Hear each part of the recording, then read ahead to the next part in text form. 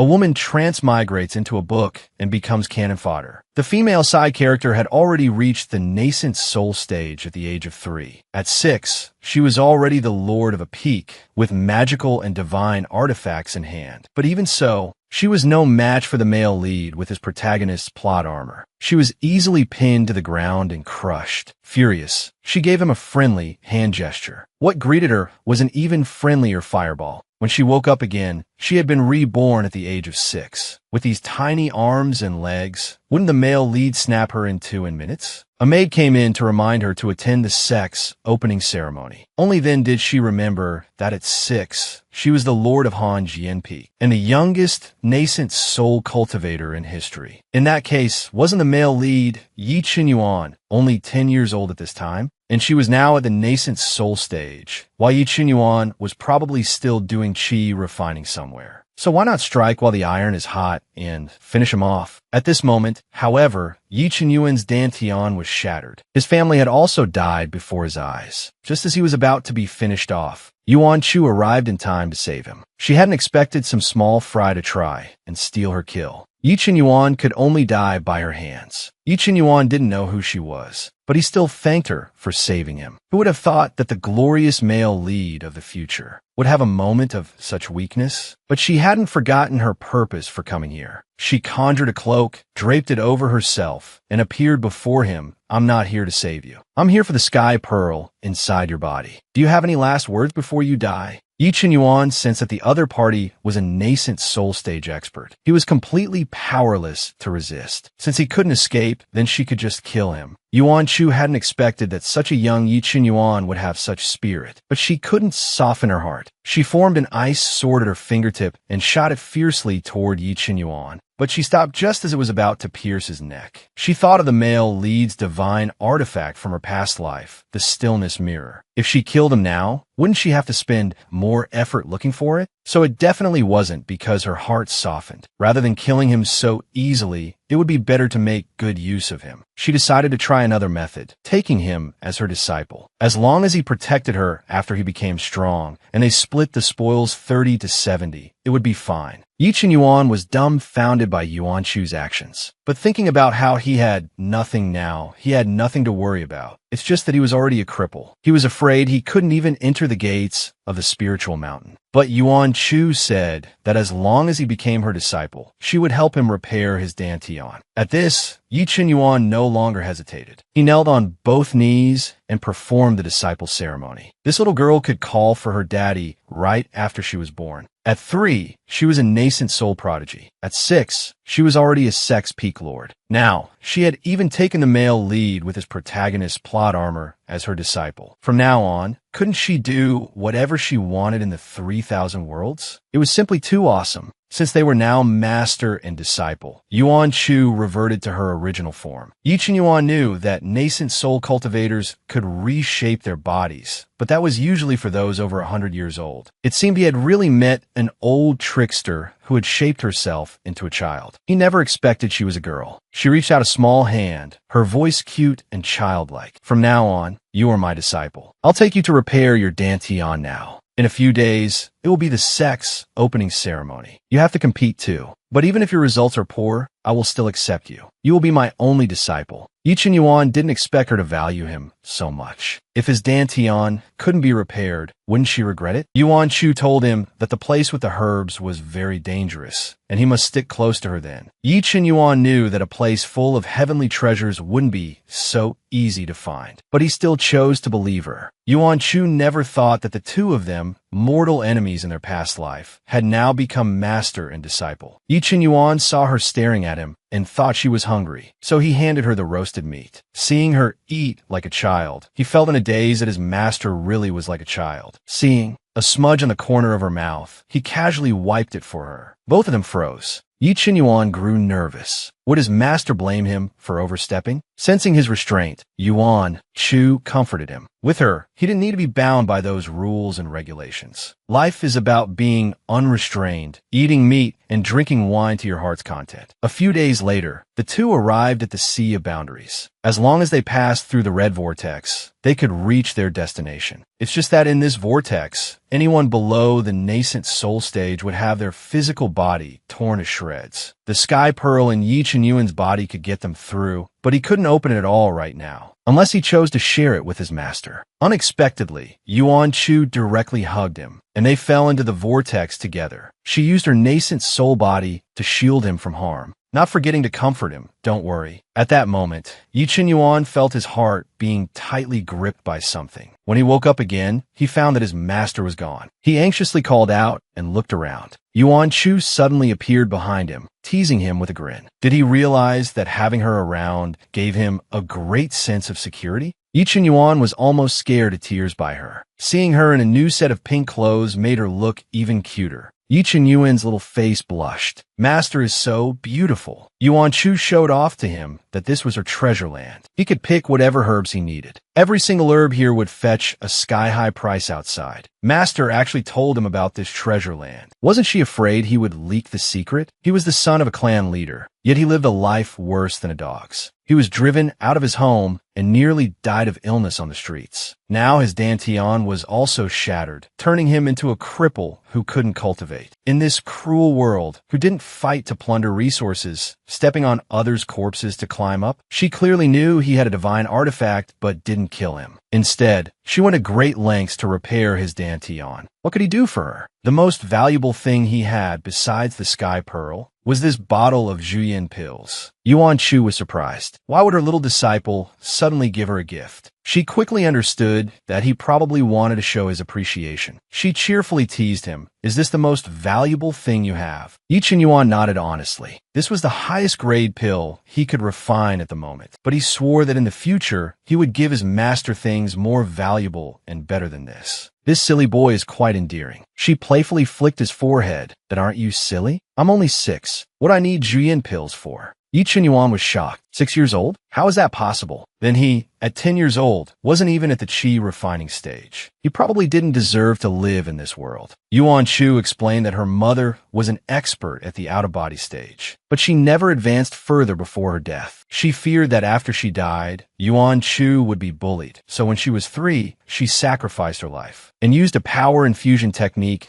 to force her to the nascent soul stage. Only then did Yi Chenyuan understand. His master probably didn't have any other relatives. Otherwise, her mother wouldn't have protected her in such a way. For some reason, he felt a pang in his heart, as if he had made some kind of resolution. A golden light flickered on his forehead, and the Sky Pearl shot out from it. His expression was firm. He wanted to share the Sky Pearl with his master. In the future, if his master was in danger, she could hide inside it. Cultivating inside the Sky Pearl also had great benefits. But Yuan Chu made no move. Seeing her stillness, Yi Chenyuan became a little anxious. Yuan Chu couldn't help but smile. The innocence faded from her face, and her eyes filled with a dark gloom. Just like that, you expose your trump card to someone you've known for a few days? What if I change my mind and decide to kill you to take it for myself? Yi Chenyuan gave a bitter smile. If that was really the case, then it was his fate. He couldn't blame anyone else. The thought of how much she had been through at such a young age made him want to do this instinctively. Yuan Chu was speechless, but she didn't plan to accept it. Instead, she lectured him, in the future, don't just casually take out the Sky Pearl. Yi Chenyuan didn't understand. When they first met, she clearly wanted to get the Sky Pearl. Seeing him about to ramble on, Yuan Chu directly pinched his cheek that if you really want to thank me, then in the future, when I ask you for something, just give it to me. Yi Chenyuan quickly asked what it was. Yuan Chu's eyes lowered slightly. It's a mirror, also a divine artifact. Only someone who possesses the Sky Pearl can find it. You won't be reluctant to give it to me then, will you? The heart of a 6-year-old with 800 schemes inside. To repair her dear disciple's dantian, Yuan Chu went to plead with the sect master. Facing the annoyed sect master uncle, Yuan Chu immediately adopted a sincere attitude and admitted her mistake as soon as she entered. I know my nascent soul stage was artificially ripened. It's easy to suffer from cultivation deviation, and it's easy to be killed and refined into a pill. I was wrong. "Sect Master Uncle, can you not put me in confinement?" The sect master was suddenly a loss. She had said all his lines, what else could he say? But with other disciples watching, she still had to be punished. Yuan Shu quickly looked at the sect master uncle with pitiful eyes. The sect master's old face flushed. How could she be so cute? He couldn't bring himself to be harsh. He could only symbolically punish her with 1 day of facing the wall in reflection. The onlookers were not happy. Isn't it usually a year at minimum? Having a sect master for an uncle is so comfortable. Yuan Chu quickly shouted her thanks. The sect master uncle then became embarrassed. She said she had also brought someone back today. The sect master's face darkened. Didn't she know the sect's rules? How could she casually bring someone in? Yuan Chu quickly said she would have the person go through the proper procedures to enter the mountain. Besides, all the other nascent soul cultivators have disciples. I'm the only half-baked one that no one wants to follow. Other than the maid Xiao Qiu, there's no one in Nanfeng Hall to play with me. If he refused such a small request, the sect master uncle would be so inhumane. Seeing her cry so pitifully, the sect master's heart softened, and he agreed. However, Yuan Chu pushed her luck and made another request. Meanwhile, Yi Chen Yuan had cleaned up, revealing a handsome face. Xiao Qiu's eyes were filled with little hearts. Who knows how many young girls' hearts this kid will break in the future? She casually asked if he really wanted to take Yuan Chu as his master. Her ladyship is really only 6 years old. He knew, which was why he had to become strong as soon as possible to protect her. Xiao Qiu was stunned, then seemed to understand something. No wonder her ladyship would risk being punished to bring him back. Hearing this, Yi Chen Yuan grew nervous. Will master be punished for bringing me back? Before Xiao Qiu could answer, Yuan Chu returned. She proudly told him that the matter of the pill was settled. He didn't have to worry about his dantian anymore. Now, he just needed to register and participate in the entrance competition in 10 days. Yi Chen Yuan's heart warmed, knowing she had gone to plead with the sect master for him. He would definitely not let her down. However, during the process of repairing his dantian, Yi Chen Yuan encountered an inner demon. How depraved is this young man? He actually fell for a 6-year-old child. Just as Yi Chen Yuan was repairing his dantian, he suddenly fell prey to an inner demon. With Yuan Chu's timely help, Yi Chen Yuan successfully repaired his dantian.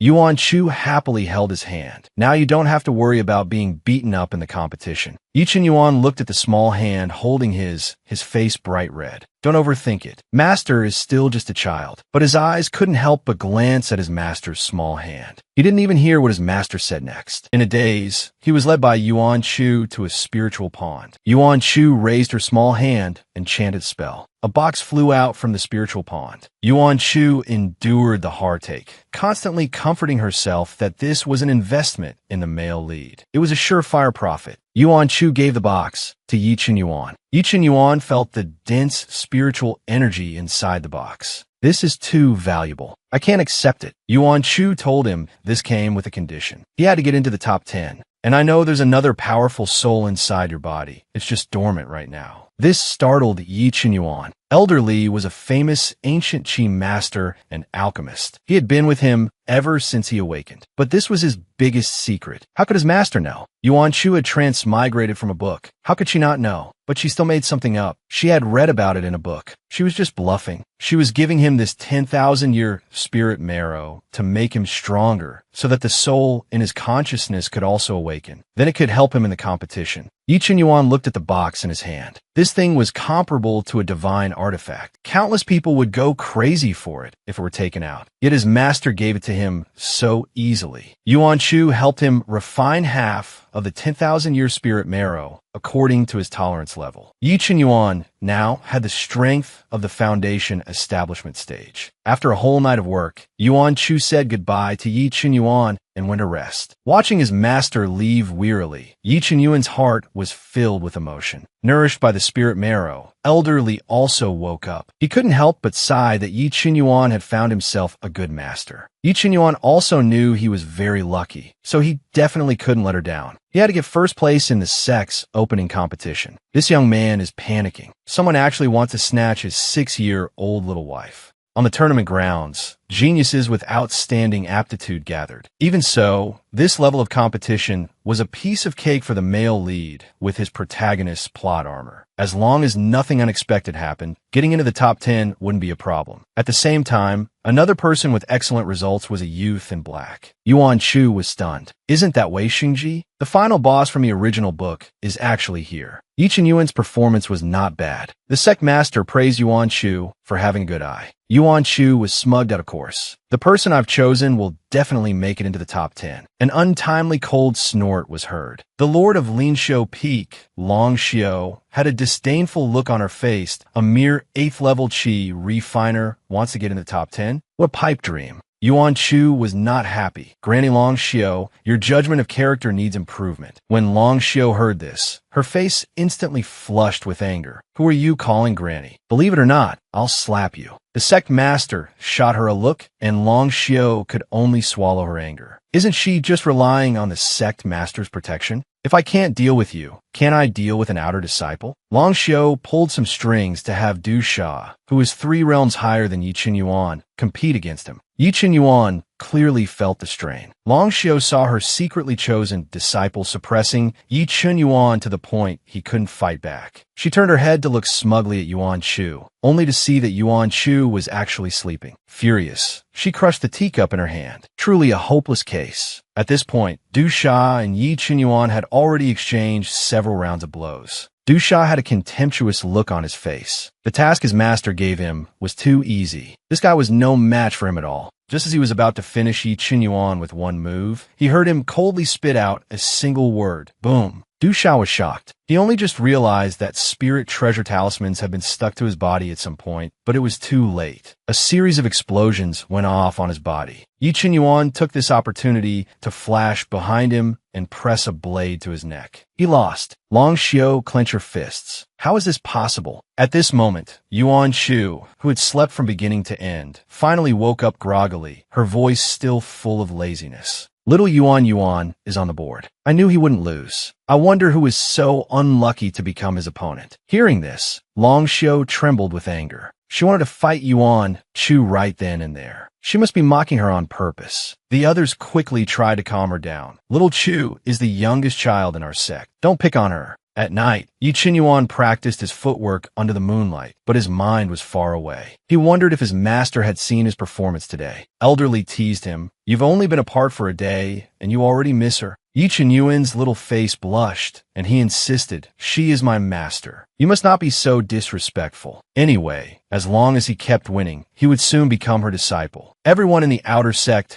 knew that Yuan Chu was only 6 years old. It was impossible for anyone to choose her as a master. Suddenly, he sensed a movement behind him. Yi Qinyuan turned and shouted, "Who's there?" Wei Xingji walked out from the darkness. Yi Qinyuan remembered that this person was the only one at the great perfection of Qi refining stage in this competition. He was also the most popular candidate for the top spot. The youth said he was just passing by, but I could see you really want first place. However, with me here, you won't succeed. Yi Qinyuan smiled. It's not yet certain who will win. He then asked him who he wanted to choose as his master. Wei Xingji's lips curled slightly. The Lord of Hanjian Peak, Yuan Chu. This young man must drink 300 caddies of vinegar a day. If he doesn't drink it for a day, he feels terrible all over. Someone is actually after his 6-year-old little wife. Wei Xingji didn't expect that Yi Qinyuan was also after Yuan Chu. Doesn't he know that Yuan Chu is only 6? She can't possibly be a good master. A murderous glint flashed in Yi Qinyuan's eyes. Why does this white-haired guy want to snatch his master from him? Wei Xingji said matter-of-factly, the distribution of cultivation resources in the Myriad Sword Sect is the same every year, and she has no disciples. As long as I become her disciple, then all those resources will be mine alone. As soon as he finished speaking, Yi Qinyuan's figure flashed, lunging straight for his face. Too late. I am Master's one and only designated disciple. Wei Xingji looked displeased. Then I'll just beat you until you don't even have a right to choose. Yi Qinyuan's face was grim. Same words back to you. Watch yourself. Elder Li in the Sea of Consciousness was stunned. This 6-year-old doll is really in high demand. The next day in the competition, Yi Qinyuan met an opponent even more difficult than Du Sha. Elderly looked worried. This battle would probably not be easy. As expected, after a few rounds, Yi Qinyuan was sent flying. The sect master regretted that this was probably as far as Yi Qinyuan would go. Yuan Shu also knew that although he had the male lead's plot armor, it would be really difficult to win this time. But it didn't matter if he lost. Anyway, she only planned to take him as her disciple. Long Xiu gloated. What did I say? The person someone chose can't even make it into the top 100. Yuan Shu's first stood on end, still better than someone's designated disciple who got eliminated on the first day. The sect master listened helplessly as the two bickered. There was a 200-year age gap between them, yet they could still quarrel. What a headache. On the tournament grounds, Yi Qinyuan was knocked down to the ground once again. His opponent didn't understand. He clearly couldn't win, so why did he have to fight to the death? Isn't there another chance in 3 years? Yi Qinyuan's expression was firm. He didn't want to wait. He had finally met the person who made him feel warmth and happiness. He absolutely could not let anyone snatch first place. He had to win it. He summoned Elderly and asked for his help to absorb the remaining half of the 10,000-year spirit marrow in his body. Hearing this, Elderly was shocked. Are you crazy? His sea of consciousness was already stretched to its limit. If he absorbed another half, wasn't he afraid his sea of consciousness would shatter? Before he could finish, Yi Qinyuan shouted sternly that he could withstand it. He would not give up. For her, with a loud bang, a powerful spiritual force spread out. Yuan Shu was shocked at, why Yi Qinyuan? What are you doing? In their past life, they were mortal enemies who fought to the death. In this life, they became a loving master and disciple. In order to rightfully become his master's only disciple, Yi Qinyuan did not hesitate to consume the other half of the 10,000-year spirit marrow in his body. After a loud bang, both of them were severely injured and lay on the ground. Yuan Shu was shocked. How could he do this? She hurriedly ran to the tournament grounds to check on him. The sect master stopped her. According to the rules of the competition, if both fall at the same time, whoever stands up first wins. Yi Qinyuan smelled a milky fragrance. My master, enduring the intense pain, he stood up, relying on his will to have his master all to himself. Seeing this, the sect master immediately declared Yi Qinyuan the winner. This time, he really couldn't hold on any longer. He collapsed directly onto Yuan Shu. When he woke up again, it was already the next day. He sat up abruptly in a panic, just as Yuan Shu came in with medicine. Who told you to sit up? Yi Qinyuan anxiously asked if he had won. Yuan Shu was instantly furious that you're about to die and you're still thinking about the competition. Yi Qinyuan felt guilty and quickly admitted his mistake. But the thought of someone snatching his master from him if he lost made him unwilling to admit defeat, even if it killed him. Yuan Shu sighed helplessly. I'll forgive you this time. If you joke with your life like this again, just see if I don't beat you to a pulp. Yi Qinyuan looked completely like a slave to his master, nodding obediently. Before leaving, she didn't forget to tell him to take his medicine properly and don't go to the rest of the competition. Yi Qinyuan was shocked. Why couldn't he compete? Yuan Shu furrowed her little brow. Look at the state you're in. Are you going up there to be a punching bag? Yi Qinyuan gritted his teeth. Master was right. In his current state, anyone could eliminate him. After Yuan Shu left, Yi Qinyuan asked Elder Li if there was a way for him to recover quickly. Elder Li was horrified. Why is this kid so stubborn? What's wrong with having a few more martial brothers? Yi Qinyuan was just unwilling. He didn't want to share his master's praise or his master's care. He had to be her only disciple. Seeing him like this, Elder Li also felt pity.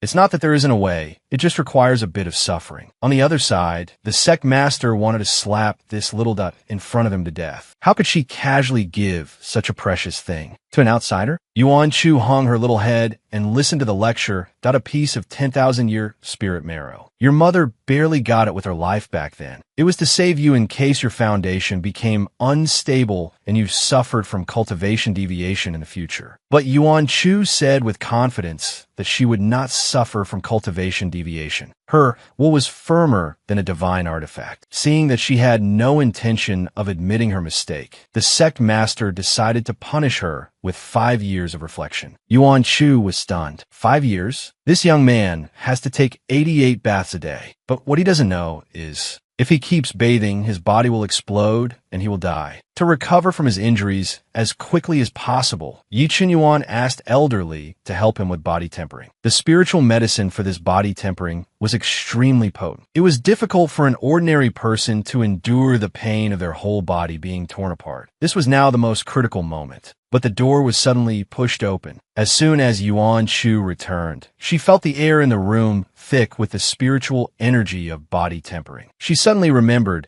that Yi Qinyuan had the divine phoenix bloodline. Once the body tempering activated his bloodline, the currently weak Yi Qinyuan would definitely die from all his blood vessels exploding. Yuan Shu rushed to Yi Qinyuan at top speed and struck him heavily with her palm. Suddenly interrupted at the last moment, Yi Qinyuan violently spat out a mouthful of blood. In the midst of his intense pain, Yi Qinyuan groggily opened his eyes. He never expected that the one who caused him to suffer this backlash was the person he cared about most. Not understanding what he was saying, Yuan Shu approached him again, forcibly dragging the sky pearl out of his body. Elderly was shocked. Did she want to take the opportunity to seize the sky pearl? He quickly shouted for Yi Qinyuan to hide inside the sky pearl. Elderly's words sent a chill through Yi Qinyuan's heart. Master, why? Yuan Shu had no time to explain. She anxiously told him to quickly share the sky pearl with her. Seeing him not moving, Elderly grew anxious. He took control of Yi Qinyuan's body and tried to enter the sky pearl, seeing that Yi Qinyuan was about to disappear before her eyes. Yuan Shu couldn't care about that anymore. Stealing her heart, she hugged Yi Qinyuan and kissed him. A drop of her essence blood entered Yi Qinyuan's body along with it. In that instant, an image flashed in Yi Qinyuan's mind. Inside the sky pearl's dimension, soaking in a spiritual spring that could nourish all things, Yi Qinyuan was instead bleeding uncontrollably. Only then did Elderly realize that Yi Qinyuan had the divine phoenix bloodline. Yuan Shu absorbed the spiritual energy of the spring while placing a seal on Yi Qinyuan.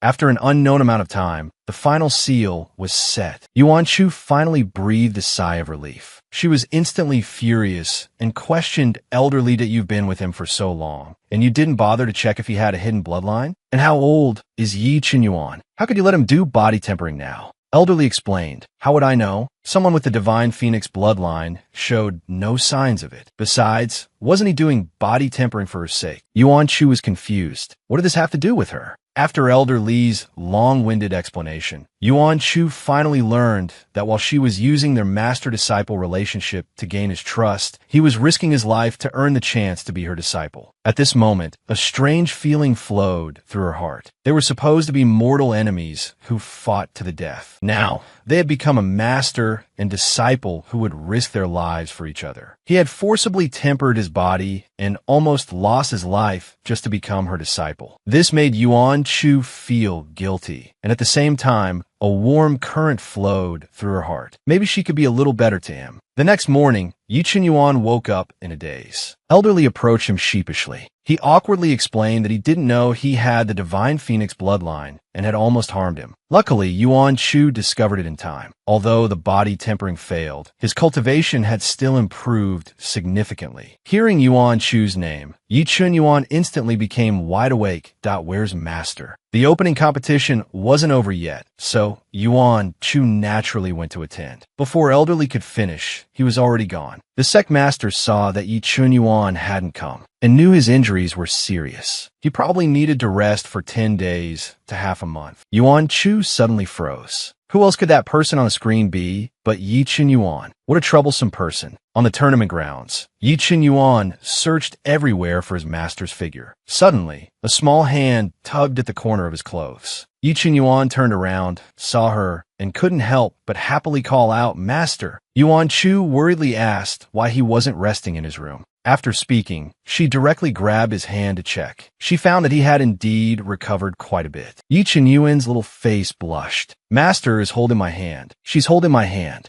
Yuan Shu saw that his face looked off and thought he had a fever. Yi Qinyuan hurriedly explained that it was just too hot. Seeing his insistence on competing, Yuan Shu could only helplessly agree and told him not to push himself. Yi Chen Yuan found Wei Xingji and wanted to make a deal with him. He knew that Wei Xingji was in dire need of resources. As long as Wei Xingji agreed to one thing, he could provide the pills Wei Xingji needed in the future. Wei Xingji's expression changed.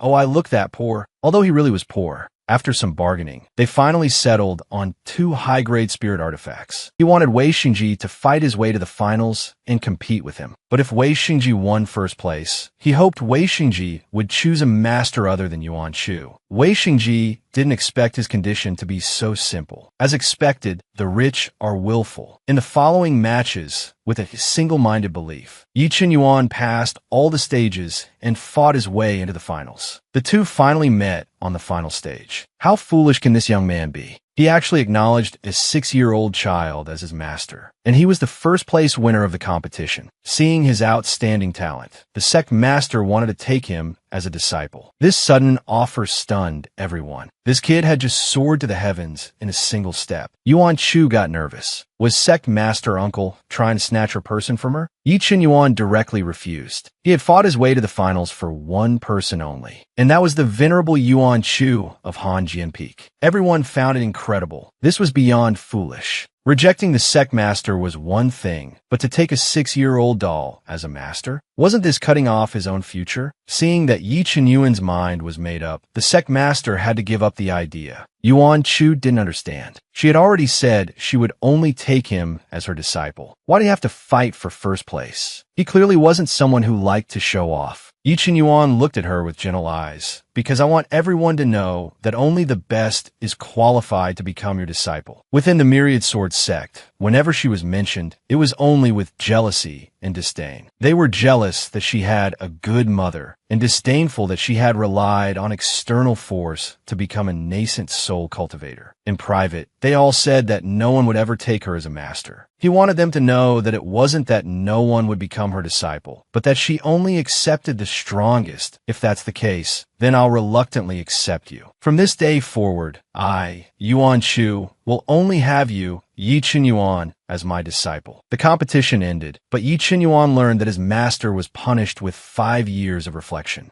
The reason was that she had used the 10,000-year spirit marrow on him. He felt extremely guilty and secretly swore to find an even better soul-stabilizing divine object for his master. He brought food to the Wuji Sky Rift. Looking at the desolate land full of cliffs, his heart ached. His master had such a lively personality, yet she was confined in this place for his sake. If he returned the 10,000-year spirit marrow to his master and then begged the sect master to retract his order, could the punishment be lightened? Just then, Yuan Shu, smelling the aroma of food, thought it was Xiao Qiu. Taking a closer look, she found that it was Yi Chen Yuan who had come to deliver food. She thought Xiao Qiu was being lazy and making Yi Chen Yuan do her work. Yi Chen Yuan took out the box containing the 10,000-year spirit marrow and handed it to Yuan Shu. Master, this is what your mother gave you. I can't take it. You were punished because of me. It's your disciple's fault for being useless. Yuan Shu thought that Xiao Qiu must have told him, but Yi Chen Yuan needed this thing more than she did. Besides, even if he didn't use it, elderly could. Anyway, she was still young. In the future, he could just give her more good things when he found them. Seeing that he still wanted to speak, Yuan Shu picked up a piece of meat and stuffed it into his mouth. Then she picked up another piece and put it in her own mouth. Yi Chen Yuan's face turned bright red. The chopsticks, he and his master had shared a pair of chopsticks. What bad intentions could a disciple have towards his master? He just wanted to be closer to his master. As if possessed, he leaned down.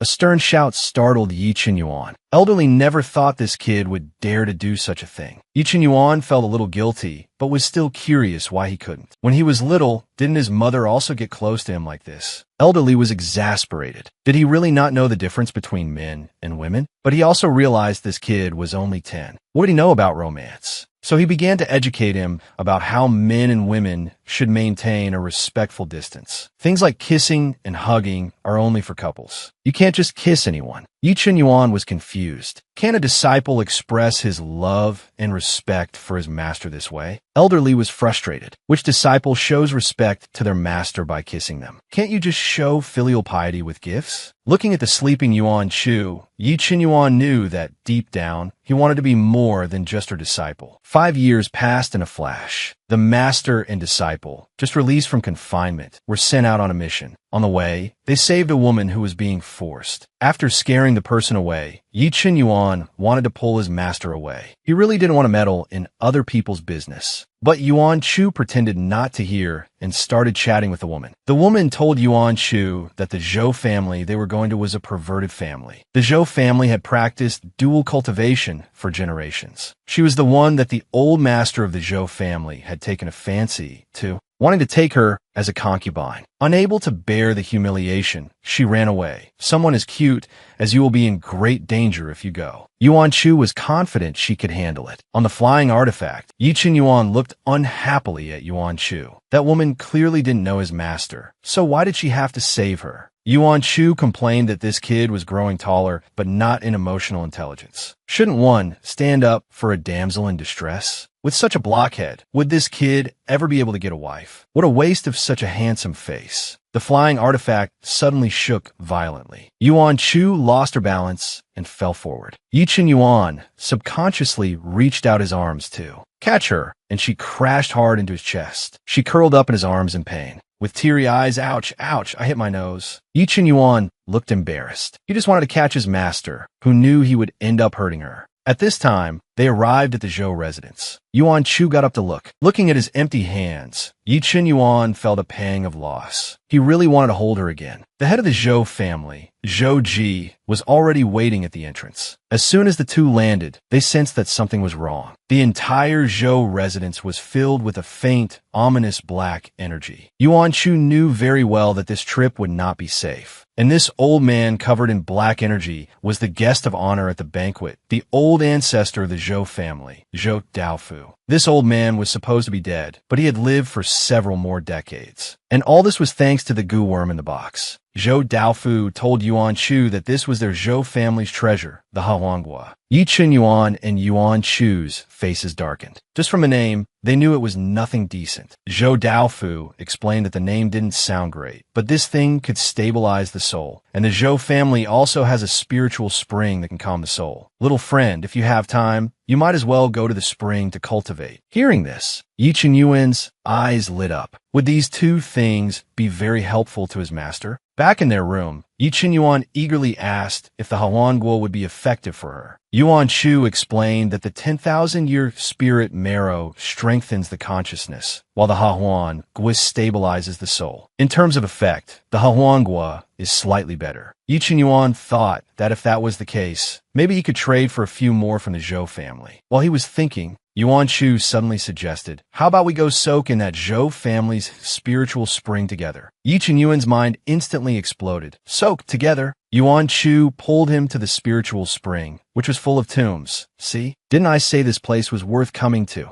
After speaking, she threw off her clothes and jumped into the water with a splash. She didn't forget to call for Yi Chen-yuan to hurry up and come down. Yi Chen-yuan's face was bright red. Elderly, who had appeared out of nowhere, saw him dawdling and kicked him in. Yi Chen-yuan fought to control his restless gaze, constantly reminding himself to cultivate properly. Elderly was very pleased to see him quickly enter a meditative state. He turned his head and saw Yuan Chu lying on her back on the water surface. He asked in confusion, "You're not cultivating. What are you doing?" Yuan Chu smiled lightly. Such a beautiful night. It would be a waste to use it for cultivation. Unchanging cultivation is just like writing on blank paper, pure and uninteresting. And I hope my blank paper is colorful. They pursue the path of eternal life, while I pursue the freedom of the soul. After she spoke, the surrounding spiritual energy suddenly gathered, surging into Yuan Chu's body. Elderly was shocked. She had comprehended her own Tao. Yi Chen-yuan, who had been startled awake nearby, looked at Yuan Chu in shock. Someone like her, he who was still in the qi refining stage, what right did he have to stand by her side? No, he must become stronger. He wanted to protect her. As soon as this thought fell, the spiritual energy of heaven and earth went into an uproar. Elderly was dumbfounded. An epiphany? This kid had an epiphany too? When did epiphanies become as common as cabbages? Seen everywhere. And this commotion had long been noticed by Zhou Daofu, that I've never seen such a talented young nascent soul cultivator. A young nascent soul body. I must have it. How perverted is this 80-year-old man? In order to get the two children's bodies, he decided to add a soul-bewitching drug to their tea and snacks. The moment Yuan Chu took the tea, she sensed something was wrong. Yi Chen-yuan also reacted, quickly sending her a voice transmission telling her not to drink it. But Yuan Chu sent a voice transmission back, telling him to wait for her in the Sky Pearl. To make the old man lower his guard, she really had to drink this tea. After speaking, she drank the tea in one gulp. Soon, she felt her head spin. Yi Chen-yuan hurriedly caught Yuan Chu. Why was she so foolish? Seeing Yuan Chu drink it, Zhou Daofu smiled. By the time Yuan Chu woke up, she was already in a damp, gloomy dungeon. Seeing her wake up, Yi Chen-yuan finally felt a bit relieved. Yuan Chu was startled. Didn't she tell him to wait for her in the Sky Pearl? Why'd he follow her? And he was covered in injuries. Yi Chen-yuan looked at her seriously. I was worried about you being out here alone. This fool's concern was so pure. It made Yuan Chu unable to say any words of blame. Moved, she hugged him tightly. My good apprentice, Master didn't dote on you for nothing. Yi Chen-yuan gently wiped away her tears, reminding her that there wasn't a trace of spiritual energy in this dungeon and that she needed to protect herself. Hearing this, Yuan Chu's face was once again streaked with tears. Where did that black-bellied, cunning bastard from her past life go? He was injured himself, yet he was still worried about her. Just then, Zhou Daofu emerged from the darkness. Seeing Zhou Daofu arrive, the originally spirited Yuan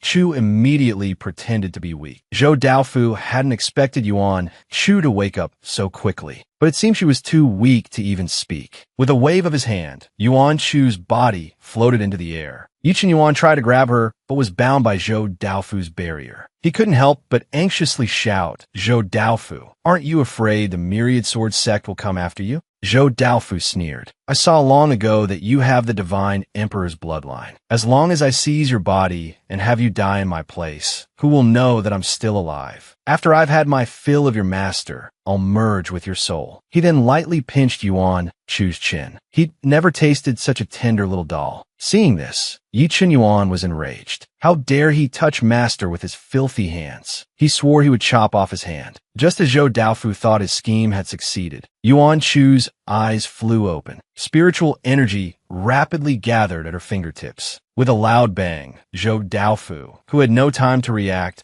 was sent flying and coughed up blood. How is this possible? She clearly drank that cup of spiritual tea. How could she still move? Knowing he was no match for Yuan Chu, he directly grabbed Yi Chen-yuan to threaten her. Yuan Chu was annoyed with herself for not being fast enough, giving that old coot a chance to grab little Yuan, the cunning hostage-taker. But her face was cold as she said, let him go. I'll let you leave. How could Zhou Daofu dare to release him? Unless Yuan Chu leaves the Zhou residence right now. Otherwise, he'll kill this boy. Seeing him dare to harm little Yuan, Yuan Chu laughed in exasperation. You think you can escape? How about this? You release him, and I'll give you a 1,000-mile talisman to get away. If you don't agree, I won't make any more concessions. Zhou Daofu pondered for a moment and agreed. But the moment he got the 1,000-mile talisman, he went back on his word. Release him? In your dreams. He immediately activated the 1,000-mile talisman. With a loud explosion, just how ruthless could this girl be? She'd actually blown off the 80-year-old man's entire arm. But the girl didn't care about the old man. She was heartbroken as she hugged the boy. That fake talisman was meant to blow up the old geezer, who knew he'd actually try to take Yi Chen-yuan with him, causing her little Yuan to be even more severely injured.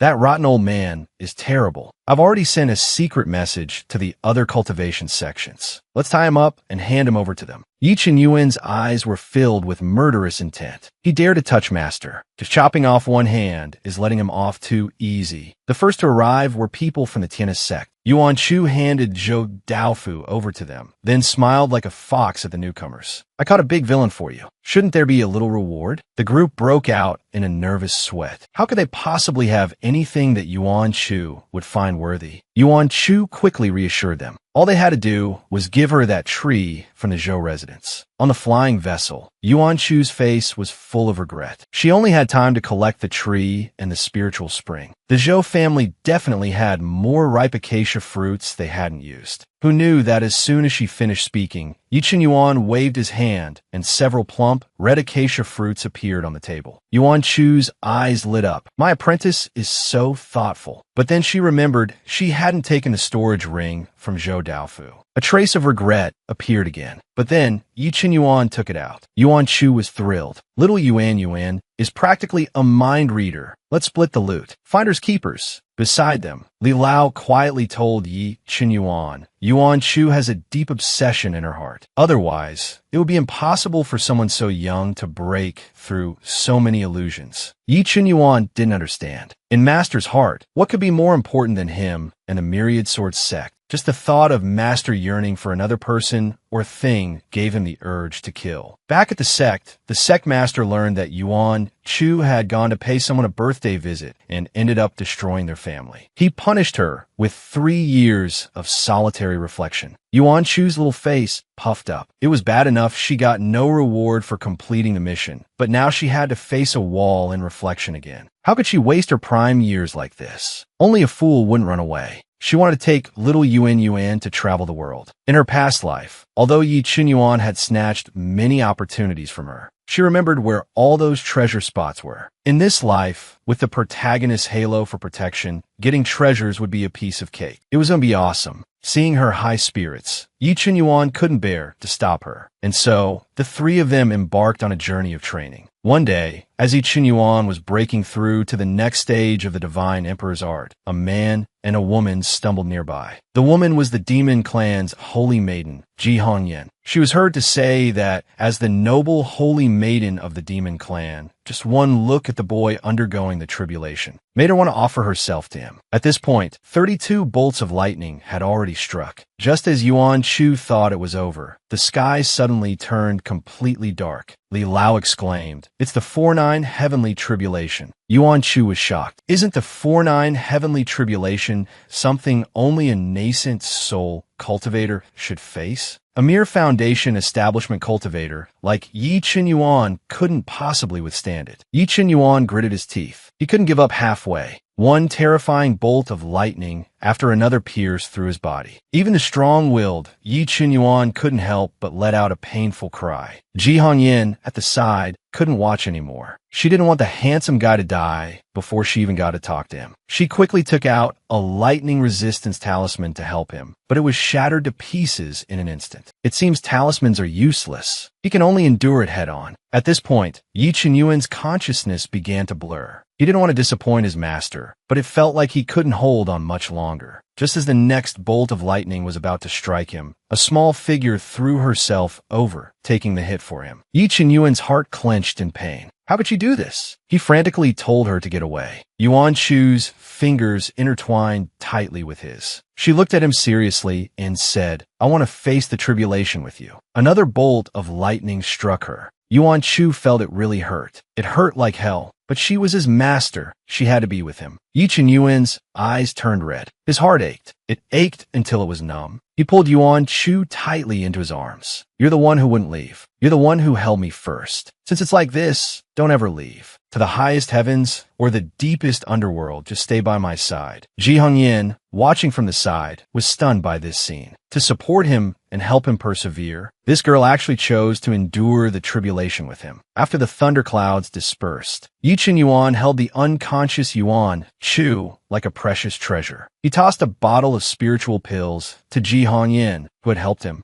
and then turned and left. Ji Hongyin never thought someone could be unmoved by her beauty. Man, you've successfully caught my attention. Inside the Sky Pearl, Yi Qinyuan quietly watched the unconscious Yuan Chu. His face was expressionless. After this life and death ordeal, he understood very clearly. His feelings for Yuan Chu were not purely those of a disciple for his master. Just holding her hand like this, even holding her in his arms, he felt it wasn't enough. What should he do? A day later, Yuan Chu woke up, her eyes wide as she looked at Yi Qinyuan. Wow, little Yuan successfully reached foundation establishment, as expected of the disciple I trained. The other peak lords of the Myriad Sword sect will be jealous to death. But Yi Qinyuan just stared at her blankly for a moment, then turned to go prepare food for her. Yuan Chu, feeling something was strange, grabbed Li Lao and asked what was wrong with him. Why wasn't he happy at all after reaching foundation establishment? Li Lao said he didn't understand either. An idea suddenly struck Yuan Chu. It must be because we didn't tell little Yuan how awesome the 4-9 heavenly tribulation is.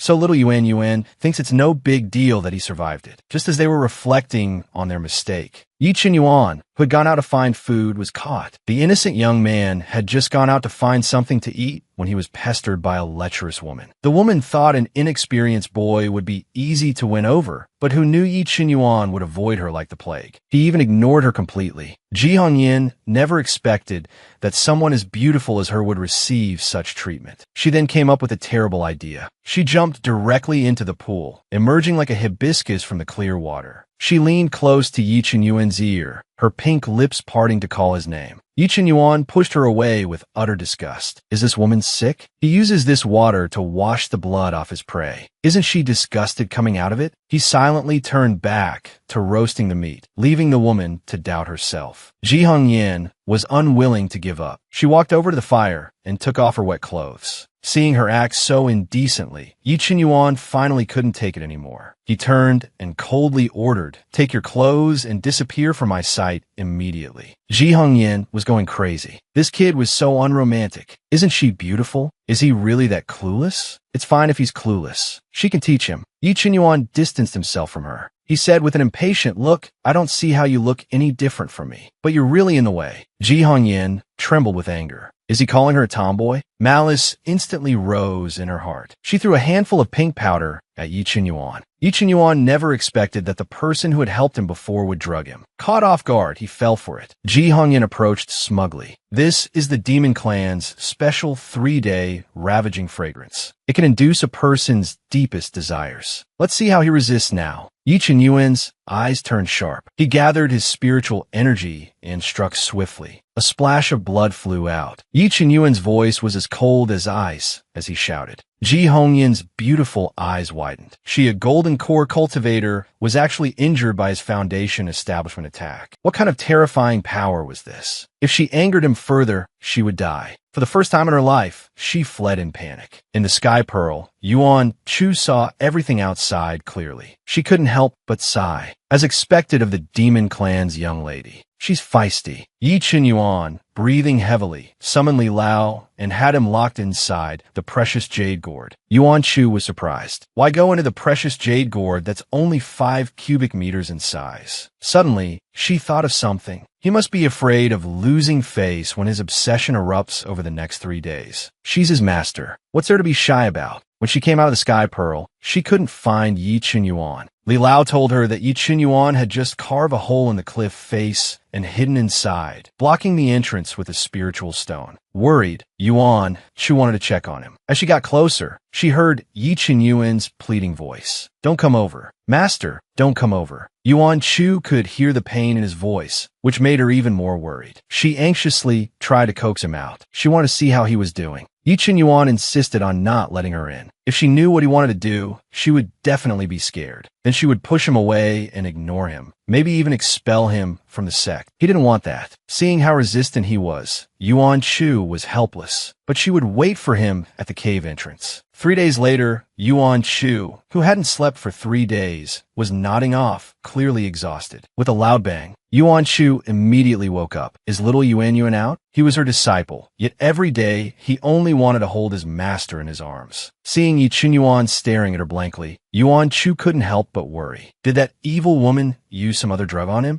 Yi Chen-yuan quickly reassured her that he was fine, his eyes filled with an unreadable tenderness. Yuan Chu didn't know if it was her imagination, but she felt that Yi Chen-yuan's aura had changed. But no matter what, little Yuan was her disciple. As long as he was physically fine, that's all that mattered. She would support him no matter what he did. A strange glint flashed in Yi Chen-yuan's eyes. Really? She'd support him in anything? Yuan Chu answered without hesitation, of course. Yi Chen-yuan's eyes instantly darkened. Then he really wanted to hold her. He really wanted to be closer to her. A yawn interrupted his thoughts. Having relaxed, Yuan Chu was overcome with sleepiness. She swayed and fell into Yi Chen-yuan's arms. She had been guarding him for these 3 days. Heaven knows how many times she wanted to rush in and check on him. Yi Chen-yuan wanted to say that the past 3 days hadn't been difficult at all. The desire in his heart had been infinitely magnified. The 3 days passed in a blissful daze, and he had come to fully understand his own heart. His feelings for her were not just a master's possessiveness over a disciple. But what should he do now? He was afraid he could never go back to how things were. Once he crossed that line, the harm she would suffer would be greater than his. The cultivation world valued heritage and seniority, especially an ancient sect like the Myriad Sword sect. He just wanted his master to be happy forever. He didn't want to harm his master. Perhaps it was time to leave. He told Yuan Chu that he wanted to go out and train alone. Yuan Chu was stunned. The little chick she had worked so hard to raise had grown its wings. Was he going to fly away? The thought that she might not see him for years made her heart ache with reluctance. Suddenly, Yuan Chu thought of something. If he goes out to train, doesn't that mean the plot is starting? Then the beautiful women and treasures wouldn't be far behind. Couldn't they split it 70-30 then? Thinking of this, she immediately agreed. You know, her journey was the sea of stars. Although Yi Chen-yuan knew his master would agree, he didn't expect her to be so quick about it. Seeing that she didn't seem the least bit reluctant, he felt a little stifled. But in the next second, she said something that sent a chill down his spine. He was about to run away from home. He thought she would cry and beg him to stay, or be secretly heartbroken. Who knew she would agree so readily? She even wanted to sever their only connection. Hearing her say she wanted to cancel the sharing of the sky pearl, Yi Chen-yuan's face changed. Why? Is master angry? Does she want to draw a line between them? Yuan Chu quickly grabbed his sleeve to explain. When he's cultivating outside, he'll be too far away. So even with the contract, he won't be able to enter the sky pearl. It's better to dissolve it. In the future, if needed, he could temporarily form a contract with someone else. Yi Chen-yuan knew his master was thinking of him, but he didn't want to dissolve it at all, because as long as the contract existed, he could sense his master no matter how far away he was. But Yuan Chu insisted. After all, if she didn't dissolve it, how could she stir up trouble? Seeing him hesitate, Yuan Chu directly threatened him. If you don't agree, I'll get angry. Hearing this, Yi Chen-yuan could only reluctantly agree. Yuan Chu cheerfully waved them goodbye. After spending years together, even Li Lao felt a bit reluctant to part. But he saw Yi Chen-yuan walk away without a single look back. Yi Chen-yuan was forcing himself not to look back at her. If he looked back, he would surely be unable to let her go. How would he get through the days without her? Time flew by, and 2 months later, Yi Chen-yuan and Li Lao entered a city to find food. Just as they were about to find an inn, an enraged shout came from behind them. A red figure rushed towards them, followed by a group of furious men. Ji Hongyan saw Yi Chen-yuan and her eyes lit up. She immediately asked Yi Chen-yuan for help. When her pursuers caught up, they immediately took him for an accomplice. Yi Chen-yuan said he didn't know her, but Ji Hongyan grabbed his clothes. Now, no one would believe they weren't involved. Without another word, the men raised their swords to strike. Ji Hongyan quickly shouted, all right, I'll get it back to you. With that, she took out the treasure they wanted, the spiritual liquid ball. But in the next second, the ball suddenly cracked. The spiritual liquid met the air and quickly evaporated. Everyone froze in place. Ji Hongyan was embarrassed. Aha! It seems I accidentally crushed it while running away. Her pursuers snapped out of it, instantly enraged. The 4 men quickly formed a formation, and in the blink of an eye, they condensed a giant sword. It slashed down fiercely towards Yi Chen-yuan and the others, with a loud whoosh and a cloud of dust. As the dust settled, a folding fan was seen steadily catching the giant sword. The person holding the fan clicked his tongue and chuckled. Oh my, I can't stand to see men hitting women. Darlings, can you guess who he is? Because she loved him too much, she chose to leave. When she learned that the good boy she raised was running away from home, she couldn't help but burst into tears. As expected, you can't keep a grown-up disciple. But as a master, how could she not worry about her disciple? Of course, she had to secretly transform to protect her disciple. The men didn't expect the young man to neutralize the giant's sword so easily. They knew they were no match for him, but they were still unwilling to give up. It was that woman who broke their spiritual liquid. Hearing this, Yuan Shu understood that his people were at fault first, so he planned to trade something else with them. With a wave of his fan, a small jade bottle appeared before them. The leading man was shocked. This is 1,000-year-old spiritual liquid. Yuan Shu smiled calmly. Is this enough? The men quickly said, it's enough, and hurried away. Li Lao felt that this young man seemed very familiar. Not just him, Yi Qinyuan felt it too, but he wasn't sure. Yuan Shu was confident that her disguise would absolutely not be seen through. She had used an immortal-grade treasure. Not only her form and appearance, but even her gender had been changed. Even a nascent soul cultivator couldn't see through it. This way, she wouldn't violate little Yuan Yuan's wish to train alone, and she could still watch the fun from his side. She was just too smart. Yi Qinyuan stepped forward to thank Yuan Shu for his help. Ji Hongyan, however, ignored Yuan Chu's life-saving grace and shyly thanked Yi Qinyuan for saving her. Yi Qinyuan thought this woman was truly sick in the head and treated her like thin air. He turned to ask Yuan Chu for his name. Yuan Chu grinned. My name is Yu Qinggo. Just call me Brother Yu.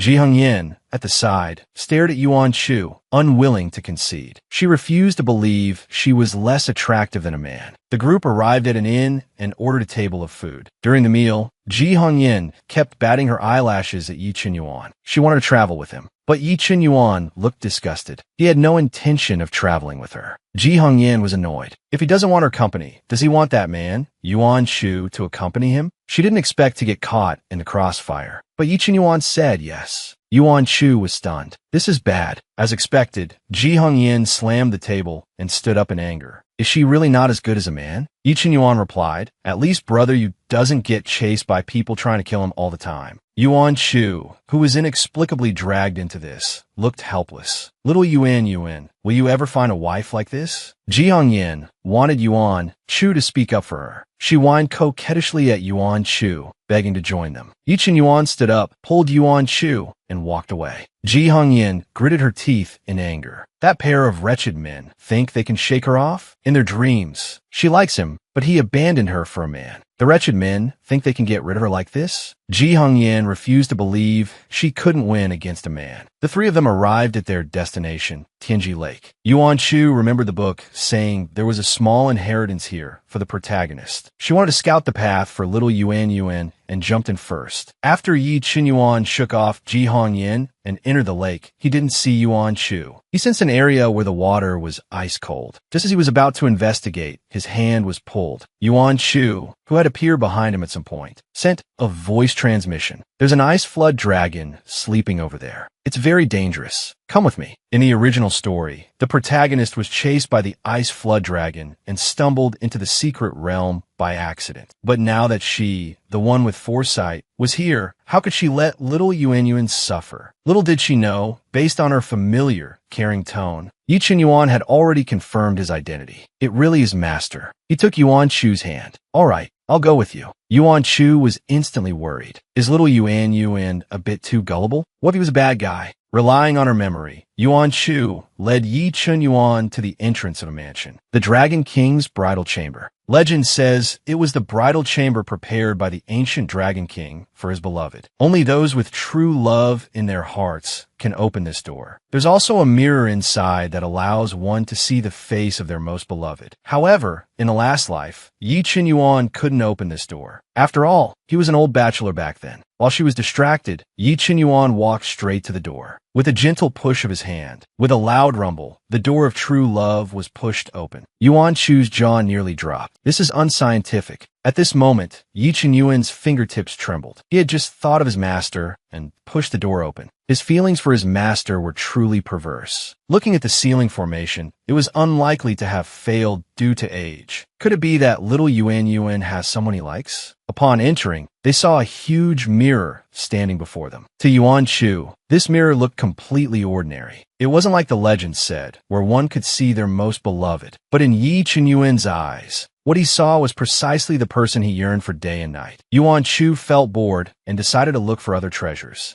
The moment she left, Yi Qinyuan clutched his chest, his expression deeply repressed. In the mirror that shows one's beloved, there was only his master. Why? He had clearly decided to give up, but his appearance had easily shattered all his efforts. Just as Yi Qinyuan was desperately trying to restrain himself, he heard Yuan Chu's scream. Frantic, Yi Qinyuan found the source of the scream, only to freeze on the spot. From the giant clam before him came Yuan Chu's annoyed voice. "Get me out of here. I can't open it." Yi Qinyuan didn't know whether to laugh or cry. His master was such a troublesome little imp. Yi Qinyuan asked Li Lao why he couldn't open the clamshell. Li Lao explained that this was the dragon clan's nuptial bed. On the wedding night, the bride would hide in the clamshell. The groom had to kneel before the giant clam and kiss it. Only when the giant clam felt the groom's sincere love for the bride would it open. Listening to Li Lao's rambling explanation, Yi Qinyuan couldn't stop himself from leaning in for a gentle kiss. The next second, the clam shell slowly opened, revealing a bewildered Yuan Chu. Li Lao was stunned. How is this possible? That's the concentric clam. Could it be that little Yuan likes a man? The legend of the concentric clam must be fake. Otherwise, this clam must be female, and a lecherous one at that. It opens as long as a man kisses it. That must be it. After exploring the entire palace, Yi Qinyuan waved his hand and stored it in the sky pearl. But unexpectedly, as the palace disappeared,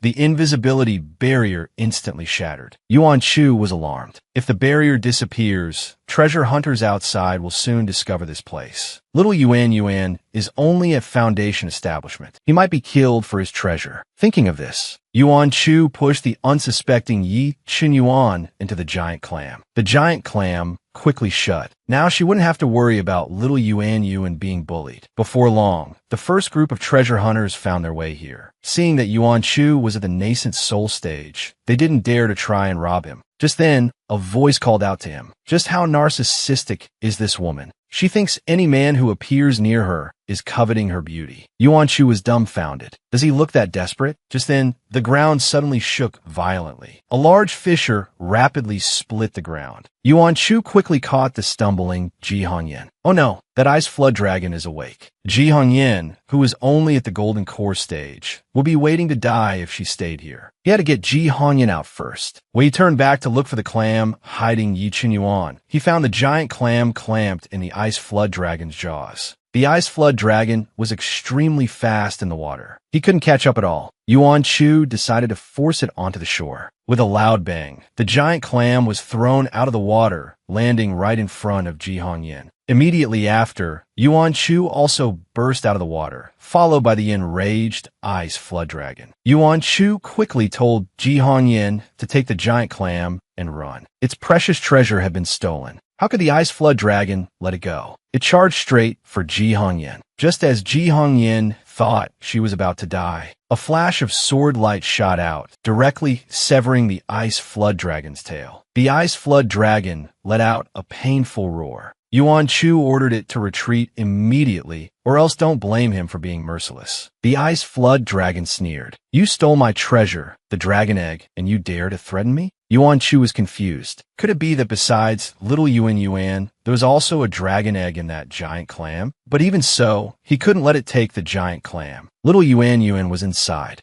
Ji Hongyan took advantage of the chaos to drag the giant clam to a safe place. Inside the clamshell, Yi Qinyuan dreamed of the Dragon King and gained his approval. He was given a dragon egg and told to form a contract with it. Yi Qinyuan thus obtained the inheritance, the dragon's feather. He swore he would find a way to hatch the dragon egg. Just then, Ji Hongyan's shouts came from outside, accompanied by the roar of battle. He quickly asked about the situation outside. Hearing Yi Qinyuan's voice, Ji Hongyan was overjoyed and told him that Yuan Chu was fighting the ice flood dragon. The ice flood dragon dragon was powerful, and he might not be able to win. Yi Qinyuan was anxious to go out and help his master, but he found that he couldn't open the clam shell from the inside. He thought of the concentric clam, which could sense another's true feelings. Ji Hongyan had said she liked him several times on their journey. Left with no choice, he decided to have Ji Hongyan try kissing the clam shell. Hearing this, Ji Hongyan was bewildered. What kind of request was this? But this was the first time Yi Qinyuan had asked her for anything. She lowered her head and gave the giant clam a loud smack. The giant clam resisted strongly and did not open. It seemed she didn't truly like him. Although he was still in the clam shell, he had a way to deal with the ice flood dragon. He told Ji Hongyan to throw him towards the battle. Yuan Shu was about to unleash a big move when the giant clam suddenly appeared, flying straight into the ice flood dragon's mouth. Yuan Shu was shocked. Why is little Yuan Yuan out? An ancient draconic language emanated from the giant clam. The ice flood dragon heard it and immediately spat out the giant clam in discomfort. The ice flood dragon was furious. They could actually awaken the dragon egg. The draconic language transformed into chains and bound the ice flood dragon. Yi Qinyuan shouted now. Yuan Shu quickly gathered his power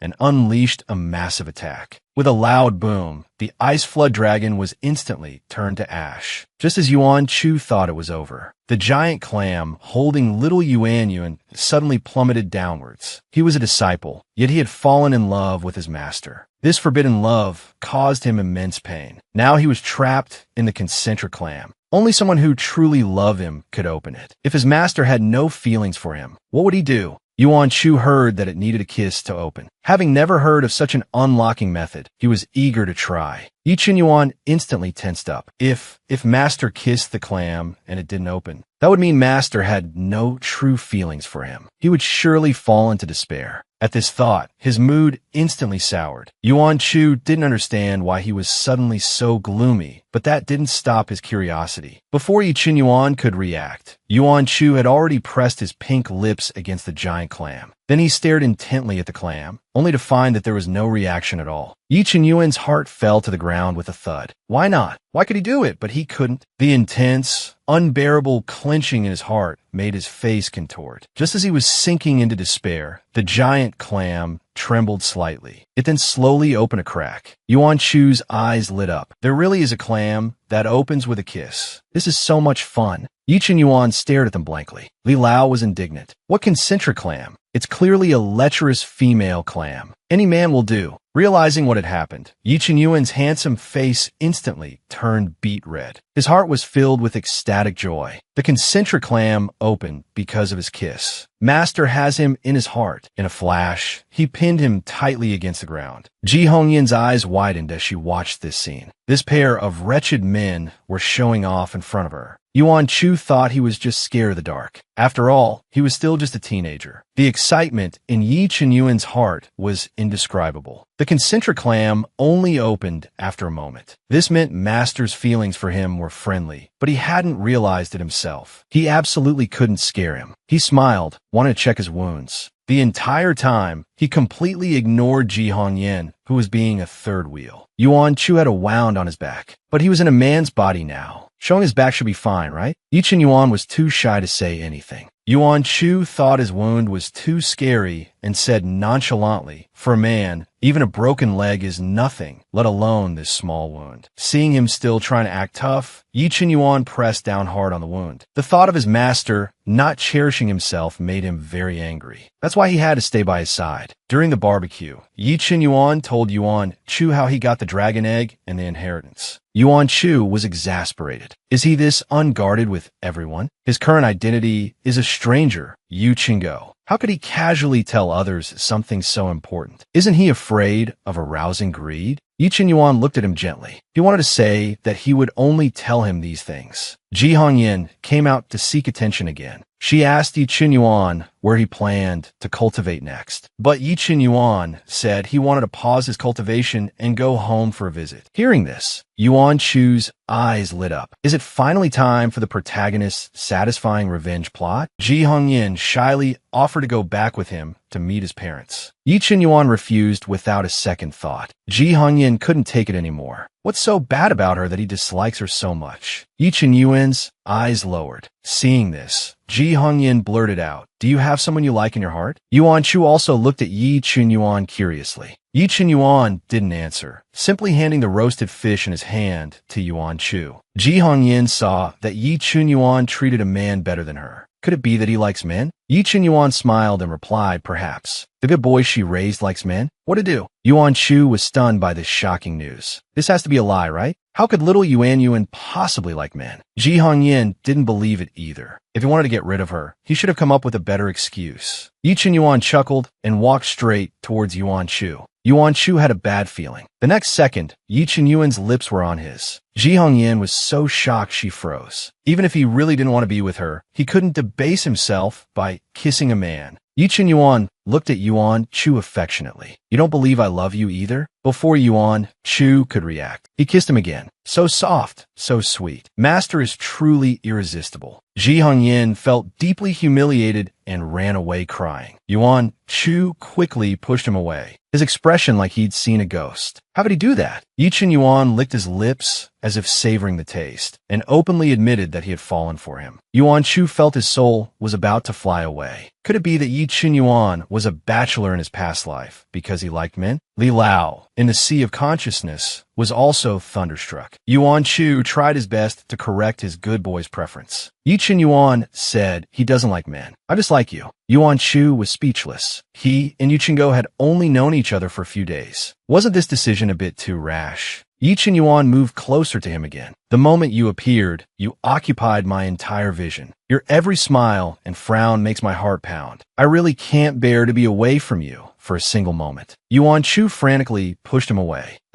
My wife is about to give birth back in my village." After throwing out this lame excuse, he fled in panic. Li Lao was left dumbfounded by this turn of events. Then he realized, so Yi Qinyuan had deliberately scared him away like that. Next, he was going back to the Yi family for revenge. He didn't want his master to see his dark side. Yuan Chu, who had run away in a panic, was so scared she reverted to her original form. It was just too beastly. The male lead likes men. How is she supposed to live? Hey, and why is her heart racing? She must really be superficial. According to the plot, little Yuan is about to go back. She really wants to go watch the drama, but she doesn't want to go back and get into a gay relationship. What to do? Suddenly, she had a bright idea. Little Yuan doesn't like Ji Hongyan's type of flirtatious beauty. So if she just transforms into that type, won't everything be fine?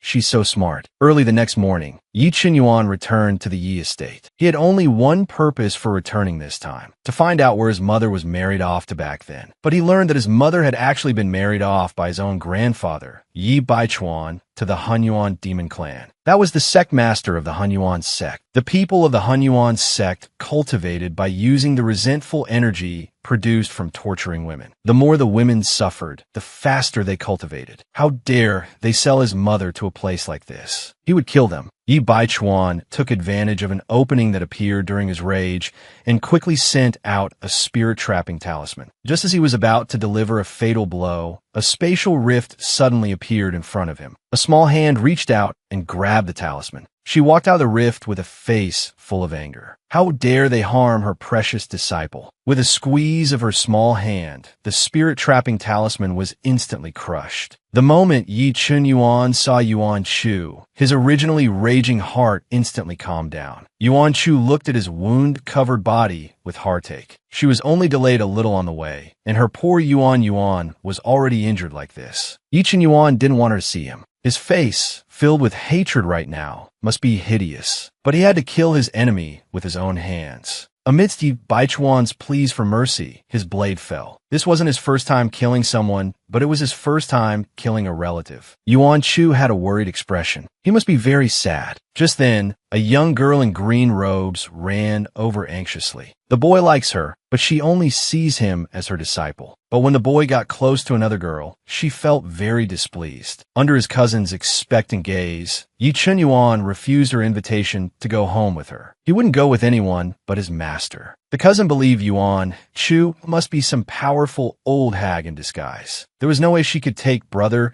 Qinyuan away right under her nose. But she and Brother Qinyuan would definitely meet again. On the Ark, Yi Qinyuan remained silent for a long time. Yuan Chu couldn't help but worry. Would the ordeal his mother went through be too big of a blow for him? Sensing her gaze, Yi Qinyuan turned his head to thank her. He didn't want his master to see the ugly faces of those people. They weren't worthy of being in his master's sight. Yuan Chu comforted him. She wouldn't think any differently of him because of them, because he was who he was. Hearing this, Yi Qinyuan's eyes instantly reddened. He had always thought his mother, with her purine body, was married off to an old man as a concubine. But who knew she had actually entered a den of demons? Perhaps he was just an ominous person. Anyone who got close to him would meet a bad end. Yuan Chu suddenly puffed up her cheeks and interrupted him. She quickly stood on her tiptoes to pat his head, telling him it wasn't his fault. Yi Qinyuan pressed her hand to his heart, but it hurt so much here. Seeing him in such pain, Yuan Chu suddenly hugged him tightly. She softly coaxed him, "Be good. When you're in pain, Master is here." Yi Qinyuan's heart fluttered. 1,000 words could only be condensed into the word master. Comforted by Yuan Chu, the exhausted Yi Qinyuan finally fell into a deep sleep. When he woke up, it was already 2 days later. He remembered his embarrassing state in front of his master. His face instantly turned bright red. Yuan Chu happened to walk in with food. Seeing him like this, she thought he was still in a bad mood. Little did she know, a certain someone was feeling embarrassed for seeking comfort earlier. Yi Qinyuan quickly grabbed a chicken leg and handed it to her, changing the subject. Yuan Chu took a bite directly from his hand. After eating and drinking her fill, she felt that the meat roasted by her poor Yuan was still the most delicious. Yi Qinyuan subconsciously replied politely, "What master makes is also very good." Someone appreciated it. Yuan Chu immediately became enthusiastic. Then she would cook for him often in the future. Only then did Yi Qinyuan remember that a certain someone's cooking could be lethal. He quickly said he should be the one to take care of her. Yuan Chu felt a little embarrassed. Was she exploiting him too much? Hearing this, Yi Qinyuan revealed an extremely bewitching smile. He was willing to be exploited by his master for a lifetime. Having eaten too much, Yuan Chu rolled around on the bed. Yi Qinyuan sat by the bed and asked dotingly what she was doing. Yuan Chu said she was exercising, but she couldn't stop and rolled right into his arms. Yi Qinyuan was stunned. Yuan Chu's face turned red from Yi Qinyuan's gaze. Too close. Yi Qinyuan unconsciously let out a soft cough. He didn't understand why his master grew so much slower than others. Yuan Chu explained that it was probably because her cultivation level was too high. Anyway, there's nothing wrong with being a child. She wanted to be a baby forever. Yi Qinyuan unconsciously lifted a strand of her hair. Then how about the baby takes a good nap? His tone was like he was coaxing a child, making Yuan Chu quickly pull the blanket over her head, wondering why her strange heart was beating so fast. When Yuan Chu woke up, she found that she had actually laid an egg. A 10-year-old girl had laid an 8-gene egg, but she wasn't happy at all. Crying, she found Yi Qinyuan and told him about this bizarre event. Yi Qinyuan remembered she had told him last time. When did she tell him she would lay an egg? Yi Qinyuan suddenly remembered. Yuan Chu's identity at the time was Yu Qinggong, and he had no idea that he was actually Yuan Chu. He quickly stopped himself. He told her it was the dragon egg he had a contract with. Only then did Yuan Chu remember that. "So, this is the one you mentioned last time." Before she could finish, Yuan Chu, realizing her slip, quickly stopped. The two of them chuckled, each with their own secrets. The little dragon egg, in fact, helped break the awkwardness. Li Lao, at the side, noticed the dragon egg was a fist larger than before. He thought of a possibility. He quickly asked Yuan Chu if she had ever tested her bloodline. Yuan Chu suppressed her excitement. It couldn't have gotten bigger because of her, right? Could it be that she had some incredible bloodline? That sounded so awesome. Li Lao drew a talisman and had her drip blood on it. The test showed she had no noble bloodline at all. Yuan Chu was hit hard. She thought about how she was also a transmigrator, but unlike the ones next door, she didn't have a golden finger. At some point, the dragon egg ran to her feet and rubbed against her affectionately. Yuan Chu picked it up. The blood remaining on her fingertip accidentally touched the eggshell. It was instantly absorbed by the dragon egg. This thing actually consumed her blood. Li Lao noticed something was off and asked Yuan Chu if there was anything unusual when she cultivated. Yuan Chu thought for a moment. It seemed that every time she cultivated, she needed twice the spiritual spiritual energy of others. Hearing this, Li Lao's face grew serious. She should be a yin-yang reincarnation body. This constitution is most suitable for dual cultivation. The master and disciple fell silent for what felt like half a century. Yuan Chu's hair stood on end. What the hell is that? It meant she had two dantian, yin and a yang. The yin dantian stored that extra portion of spiritual energy she absorbed. As long as she did that with someone, that person's cultivation level would soar. So she was basically a natural supertonic pill. Hearing this, Yi Qinyuan's heart was in turmoil. He absolutely could not let his master fall into danger. The dragon egg intimately tried to press against Yuan Chu. This lecherous egg hadn't even hatched yet. Could it be that it already wanted to dual cultivate with her? Yi Qinyuan quickly shielded Yuan Chu behind him. Even an egg dared to covet his master. Dream on. A few days later, the three of them arrived at the Fengchao kingdom. Yuan Chu told them that the Fengchao kingdom had a princess with a purine body. The people of the Hunyuan sect would definitely come to capture her. Since it was a rare trip out, Yuan Chu pulled Yi Qinyuan to go shopping. She took a liking to a flower lantern. Just as Yi Qinyuan went to pay, a spoiled girl snatched the flower lantern. The girl was the princess with the pure yin body, Wan Linger. Wan Linger paid and left. Yuan Chu was annoyed. That was the lantern little Yuan was buying for her. Without a second thought, she chased after her. Yi Qinyuan saw this scene right after he finished paying. Suddenly, the demonic wind blew. The next second, a guard shouted that the princess was gone. Yi Qinyuan was alarmed. Not good, his master was gone too. Just how perverted was this man? He actually lived off the resentful energy produced by torturing women, not even sparing the princess of a kingdom. Yuan Chu was also captured along with her. Yuan Chu felt a chill run down her spine. Her unauthorized actions must have made her poor Yuan angry. The pampered Wan Linger had never suffered such a fright. She was already crying in fear. Yuan Chu comforted her, saying she would find a way to get her out. Wan Linger looked at her amusedly. Wasn't she captured too? How could she escape? With her small frame, she was only at the qi refining stage. Her cultivation level was even lower than hers. Before entering, Yuan Chu had used a magical artifact to conceal her true cultivation level. Now, she only looked to be at the qi refining stage. Yuan Chu told Wan Linger that her father was a nascent soul cultivator and would definitely come to save her. Wan Linger believed her and quickly begged her to take her along when she escaped. Yi Qinyuan sensed the dragon egg on Yuan Chu and arrived at the sea, but he couldn't find the exact location. He remembered his master had said the one captured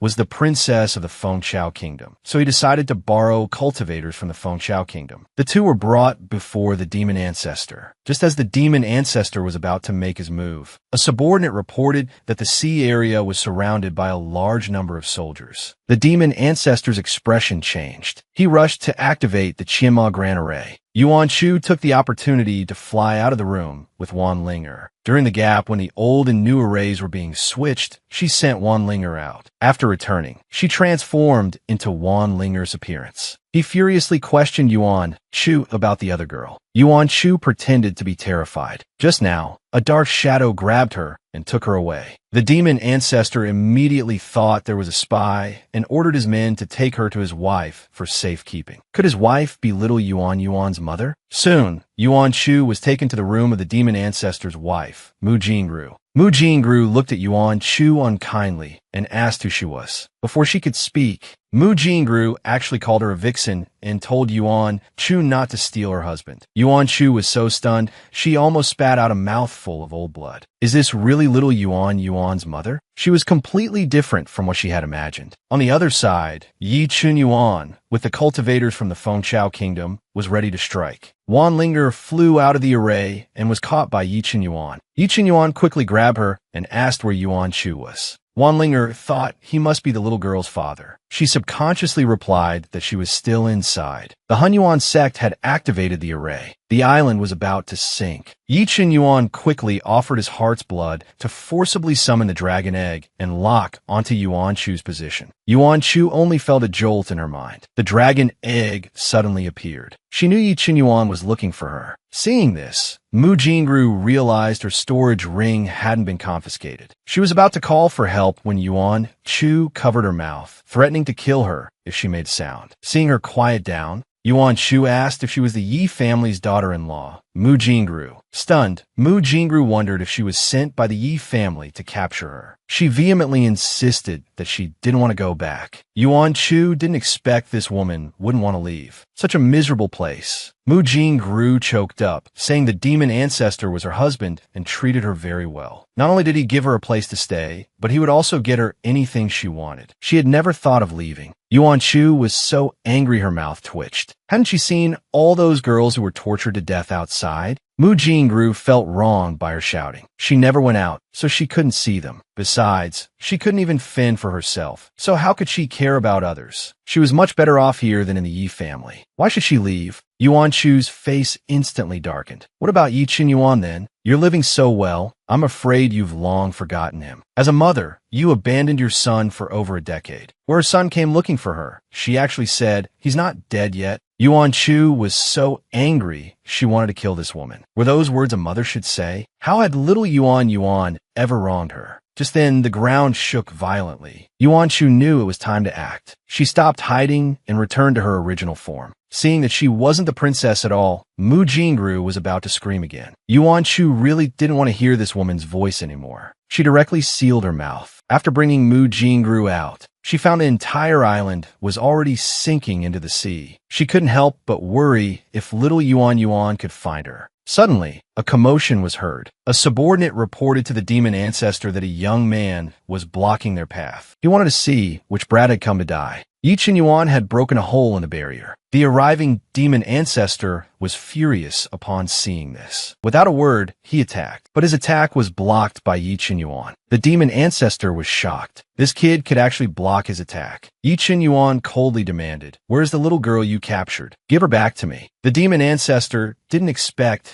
that after all this trouble, he was looking for that little girl. An idea came to his mind. "You mean that girl? She tasted pretty good." Hearing this, Yi Qinyuan flew into a rage. The seawater around the ark instantly began to churn. Yuan Chu felt a sharp pain in her sea of consciousness. The dragon egg in her storage space was thrumming with excitement due to Yi Qinyuan's emotions. Why did little Yuan come here instead of properly asking for help? Such a troublesome person. But she had promised to rescue his mother, so she couldn't go to him yet. Yuan Chu decided to first destroy the array core to break the barrier. Following her memories from her past life, she quickly found the array core. To end the battle quickly, she took advantage of the guards' inattention and swiftly defeated them. The moment she attacked the array core, the island shook with a gust of wind. The demon ancestor sensed something was wrong. Someone had tampered with the array core. He quickly tried to rush back, but his path was blocked by Yi Qinyuan. The demon ancestor went berserk. He had never met such a difficult human. He directly revealed his half-snake form and launched a fierce attack on Yi Qinyuan.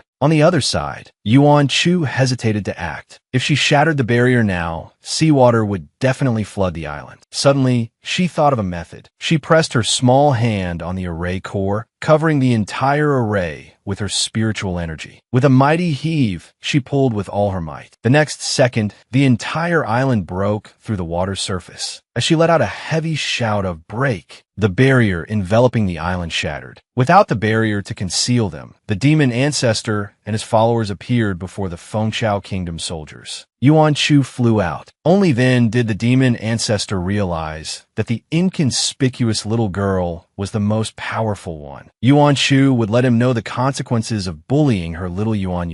Mu Jingru struggled desperately to break free from Yuan Chu's restraints, but she couldn't. Just then, Yi Qinyuan saw Yuan Chu and came over. Yuan Chu's eyes lit up. It was the perfect time to hand this woman over to him. She threw Mu Jingru directly at him. Yi Qinyuan subconsciously caught the person. When he saw clearly who it was, he was stunned. His mother. Mu Jingru never thought she would see this child again. Although she had lived quite well all these years, she had missed him more than once. The demon ancestor saw that Mu Jingru was in Yi Qinyuan's hands. Without that woman's pure Yin body to help him suppress his killing intent, he would very likely die from cultivation deviation. He absolutely could not let them take her away. Without a second thought, he flew towards them. But he was stopped by Yuan Chu. "Your opponent is me." A murderous glint flashed in the demon ancestor's eyes. The two quickly engaged in battle. Seeing her husband at a disadvantage, Mu Jingru urgently begged Yi Qinyuan to save him. Yi Qinyuan didn't understand why his mother would protect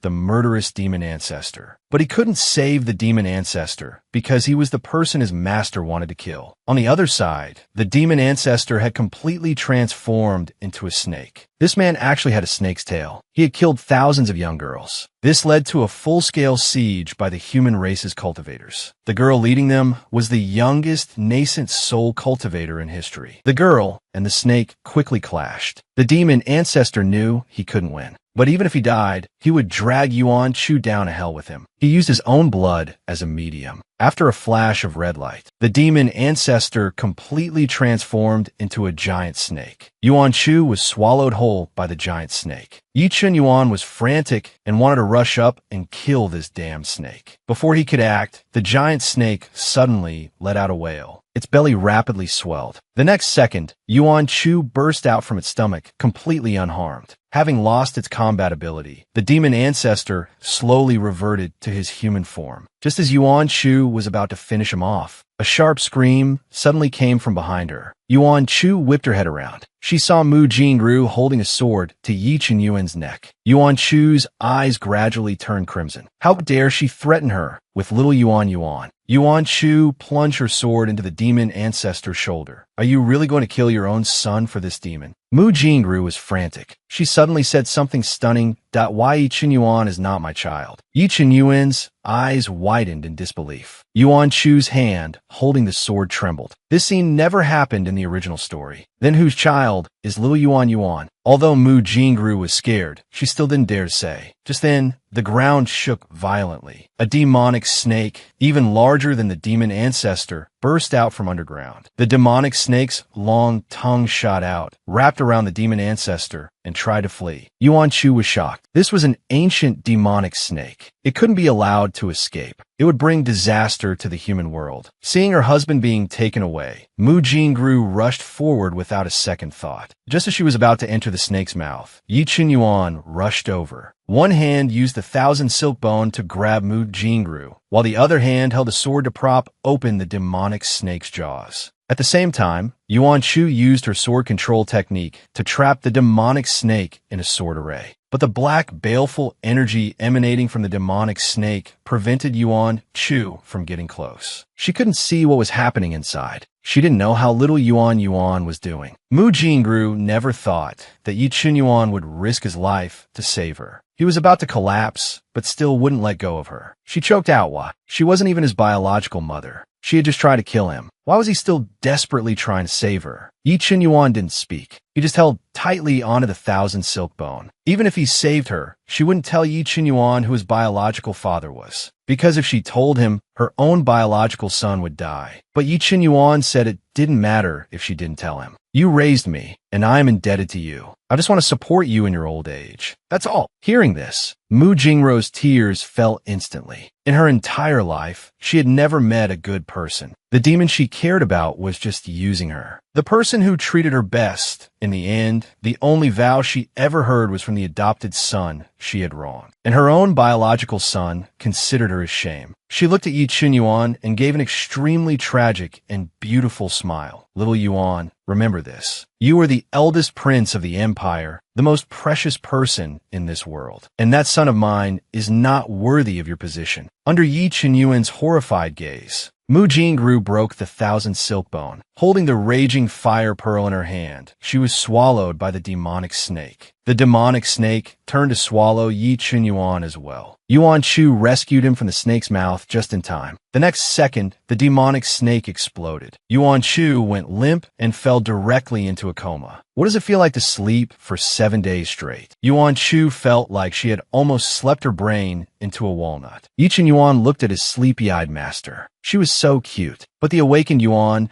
Chu suddenly looked very dejected. She blamed herself for not being able to save little Yuan Yuan's mother. Yi Qinyuan quickly comforted her. Although he really wanted to find his mother, he hoped even more that nothing would happen to his master. Suddenly, Li Lao interrupted the master and disciple's sweet moment. There was something more important at hand. In a few words, Li Lao explained Yi Qinyuan's identity to Yuan Chu. Yuan Chu's jaw almost dropped in shock. This wasn't in the original plot. And that kid who stole little Yuan's identity even dared to send people to assassinate him. She must help little Yuan take back everything. Just as her little brain was busy plotting, Yi Qinyuan forbade it. He still hadn't settled the score with her for venturing into the Han Yuan sect alone. She had to stay in the Sky Pearl and recuperate properly. Yuan Chu quickly tugged at his clothes pitifully. "Disciple, you can't do this to your master." She raised a pair of teary, big eyes, trying her best to act cute. Yi Qinyuan shot her a sharp glare. Yuan Chu pouted and fiddled with her fingers. Little Yuan was so mean. If it weren't for her, how could they have found the Han Yuan sect's lair so quickly? Not only was there no reward, but he was blaming her. It was so unfair. Afraid he would soften, Yi Qinyuan turned around so he wouldn't have to look at her. In any case, she had to reflect. Yuan Chu's lips trembled, and she burst into tears. "Wah, little Yuan is bullying me." Li Lao's heart ached, and he scolded Yi Qinyuan. "What are you scolding her for?" But Yi Qinyuan simply flashed out of the Sky Pearl. Outside, Yi Qinyuan clutched his pounding chest. Master was just too cute. He almost couldn't resist just now. Just then, Wan Linger came looking for him. She told Yi Qinyuan that a mystic realm, the heavenly abstruse mystic realm, would open in 3 days and invited him to go with her. After a moment of thought, Yi Qinyuan agreed. He could take his master there to have some fun, so she wouldn't get bored. After saying her piece, Wan Linger gracefully departed. Halfway there, she remembered she had forgotten to say something. Only those below the golden core stage could enter this mystic realm. But you'll be fine, right?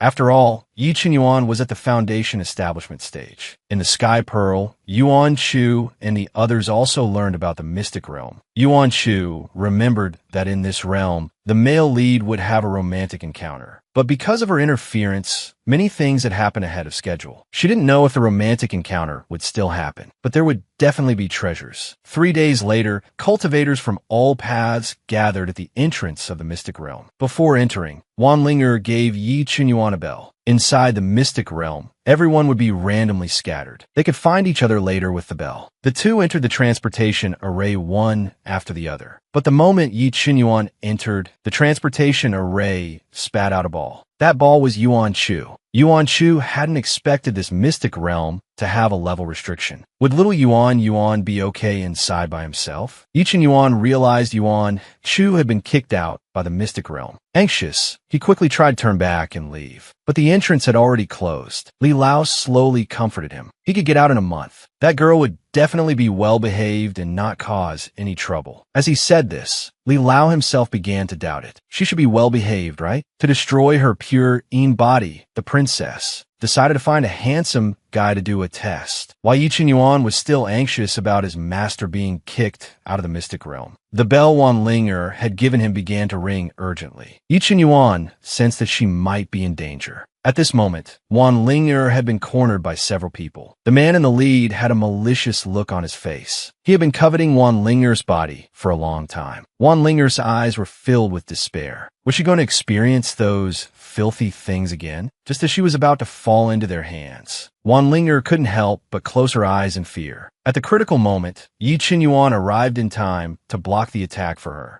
The leader of the men looked on in disbelief. He had just used his full strength, yet the man before him had easily neutralized it. Under Yi Qinyuan's cold gaze, the men knew they were no match and quickly fled. Wan Linger looked at Yi Qinyuan's handsome face in the moonlight. At this moment, her heart skipped a beat. She thanked Yi Qinyuan and went to wash herself. Wan Linger's heart was in pain, all because of this damned constitution. She had encountered such disgusting things more than once. Her mother was even killed trying to protect her. She hated this nascent soul body and had to find a way to change everything. A beauty was bathing, but Yi Qinyuan was distracted. His mind was on Yuan Chu. He wondered if she was eating and sleeping well without him by her side, or she was unhappy and there was no one to coax her. Moreover, his master's constitution was even more precious than Wan Linger's. He absolutely could not let his master fall into such danger. "What should I do, master? We've only been apart for a short while, but I already miss you so much." A sound came from behind him. Yi Qinyuan thought Wan Ling'er had finished bathing and turned around. Unexpectedly, Wan Ling'er was standing there in a soaking wet undergarment. Yi Qinyuan squeezed his eyes shut, but Wan Ling'er stepped forward softly. For so many years, she had been coveted by others, all because her nascent soul was intact. But she didn't want to give it to them at all. But Yi Qinyuan was different. She could tell that Yi Qinyuan was a true gentleman. She wanted Yi Qinyuan's help to break this nascent soul. Before she could finish, a cloak was draped over Wan Ling'er's shoulders. Yi Qinyuan scolded her, telling her not to do such things in the future. A girl's body should only be for the one she loves most. Wan Ling'er couldn't help but feel a little dejected, but Yi Qinyuan's gentleness still made her heart race. She couldn't help but ask if Yi Qinyuan had someone he liked. Without a second thought, Yi Qinyuan answered yes. Wan Ling'er felt as if her heart had been dealt a heavy blow. She quickly turned and fled in embarrassment. Li Lao looked on in disbelief. How did he not know? Could it be that he really liked that lucky little girl? This kind of thought was very dangerous. But Yi Qinyuan told him something even more shocking. What if I said the one I like is Master? Have you ever seen a talking paper crane? Yuan Shu was startled by the sect master's voice coming from it. The sect master told her that the mystic realm at the summit of Mount Sumeru had opened. Yuan Shu's eyes lit up. She remembered from her past life that this mystic realm contained the Suyin spirit pearl, which was essential for Su Jing. Anyway, waiting here for little Yuan to come out was boring. She decided to go find the spirit pearl first. At the foot of Mount Sumeru, just as Yuan Shu was about to go up, an unidentified object nearly hit her. Taking a closer look, wasn't it the ultimate cannon fodder, Wei Xingji? Wei Xingji didn't expect to meet Yuan Shu here. He had also heard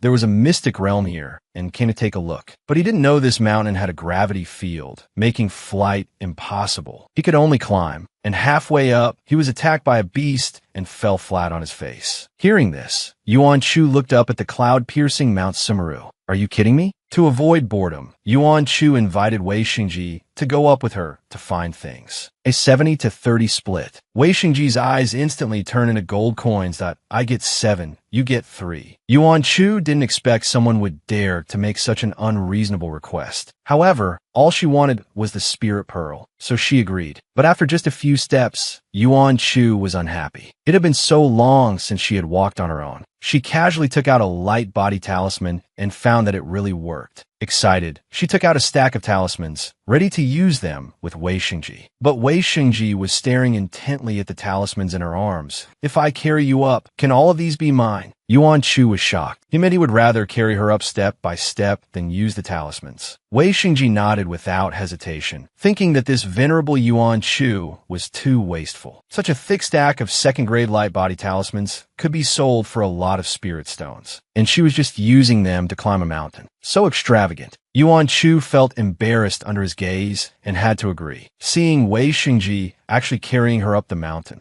Yuan Shu found it amusing. There was actually someone who would do anything to save money. But she soon stopped laughing. Along the way, he picked up every rock he saw, plucked every flower and herb, and didn't even spare the ginseng used by mortals. Yuan Shu couldn't bear it anymore. She directly took out a pile of magical artifacts. As long as he hurried on his way, these would all be his. Wei Xingji's eyes lit up again. He quickly agreed. Yuan Shu swore that as soon as she got the spirit pearl, she would part ways with this embarrassing fellow. Arriving at the mountaintop, if Yuan Shu remembered correctly, breaking this tree would open the entrance. With a wave of her hand, the entire tree was split in half. The originally clear sky was instantly filled with dark clouds, lightning, and thunder. A large crack quickly opened in the ground, and the two of them instantly fell in. When Yuan Shu woke up, she found herself in pitch darkness. Wei Xingji was gone. Suddenly, a demonic wind blew past. Then Yuan Shu was dressed in an empress's attire. The magnificent palace was filled with people flattering her. Yuan Shu sneered. Why do those old folks from ancient legacies always like to test people with illusions? Being an empress was glorious, but with great power comes great responsibility. Her hand gripping the dragon throne, another illusion shattered. The next second, she found herself in a treasury. Yuan Shu smiled wickedly. As expected, she preferred looting other people's treasures. Yuan Shu easily broke through the subsequent illusions one by one. Just when she thought that was all there was to it, an ancient voice echoed from the void,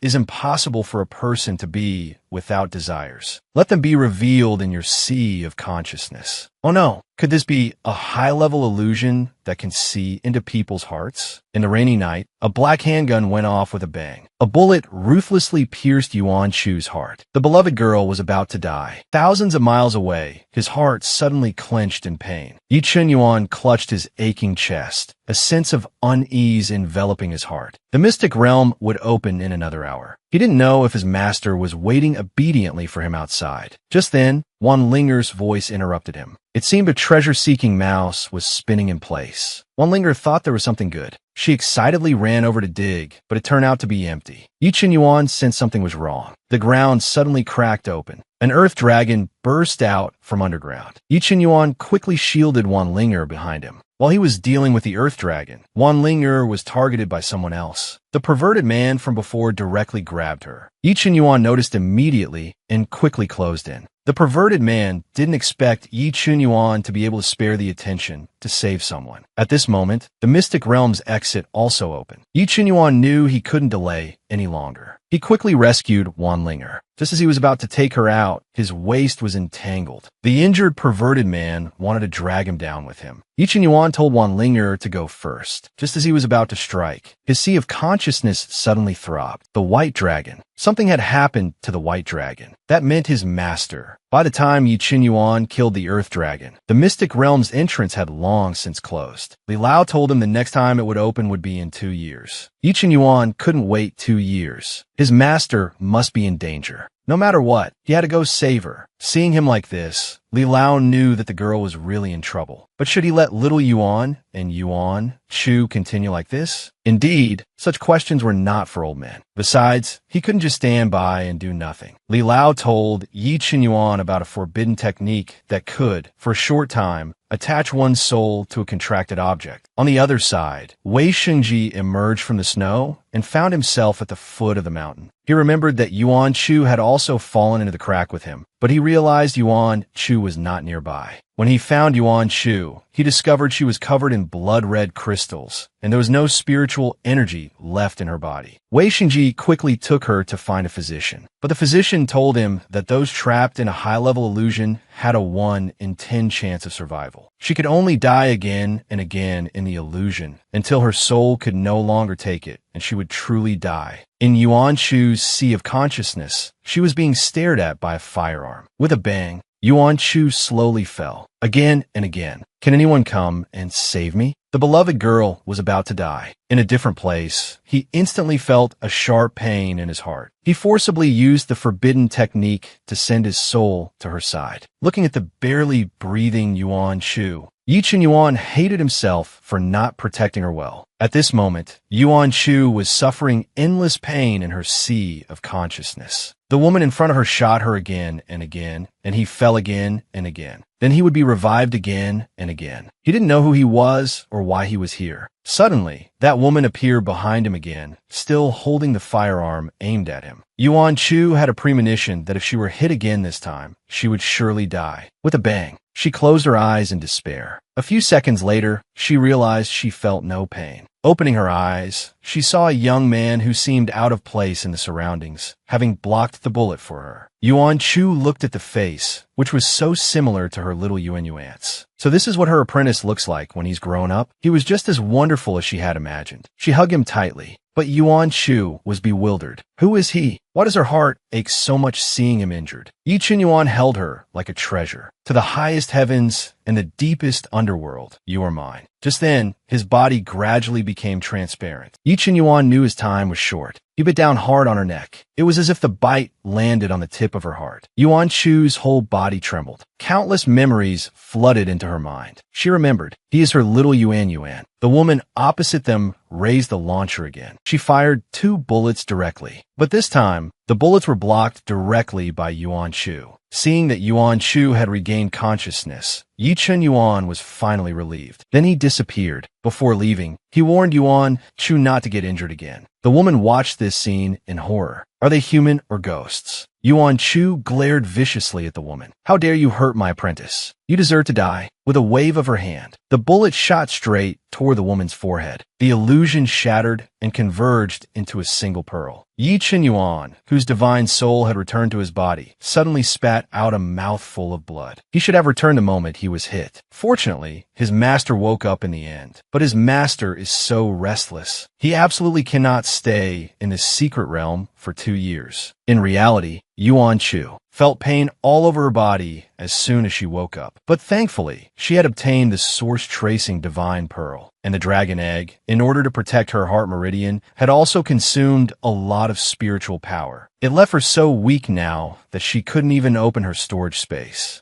Wei Xingji returned to see that she was awake. Yuan Chu quickly asked to borrow a top-grade healing pill from him. Hearing this, Wei Xingji quickly clutched his wallet. But thinking about it, she was a venerable of a sect. He wasn't afraid she wouldn't pay him back. So he reluctantly gave her 3 fourth-grade healing pills. Who knew that Yuan Chu would eat them all at once like they were candy? After a short while, she found that these few pills were just a drop in the bucket. Although her spirits were a little better, she still couldn't open her storage space. If she could get 10 fifth-grade pills, that would be about right. Hearing this, Wei Xingji almost jumped up. Even if he sold himself, he couldn't afford 5th-grade pills. It would be better to send Yuan Chu back to the sect to recuperate. The moment Yuan Chu thought of the sect master's small frame, she understood. If the great sect master discovered her injuries, he would absolutely forbid her from stepping out of her room for 10 years. She couldn't go to the great sect master. But isn't there still Elderly? Elderly was a top-tier alchemist in his lifetime. Thinking of this, she wanted to invite Wei Xingji to go to the Phoenix Nest Nation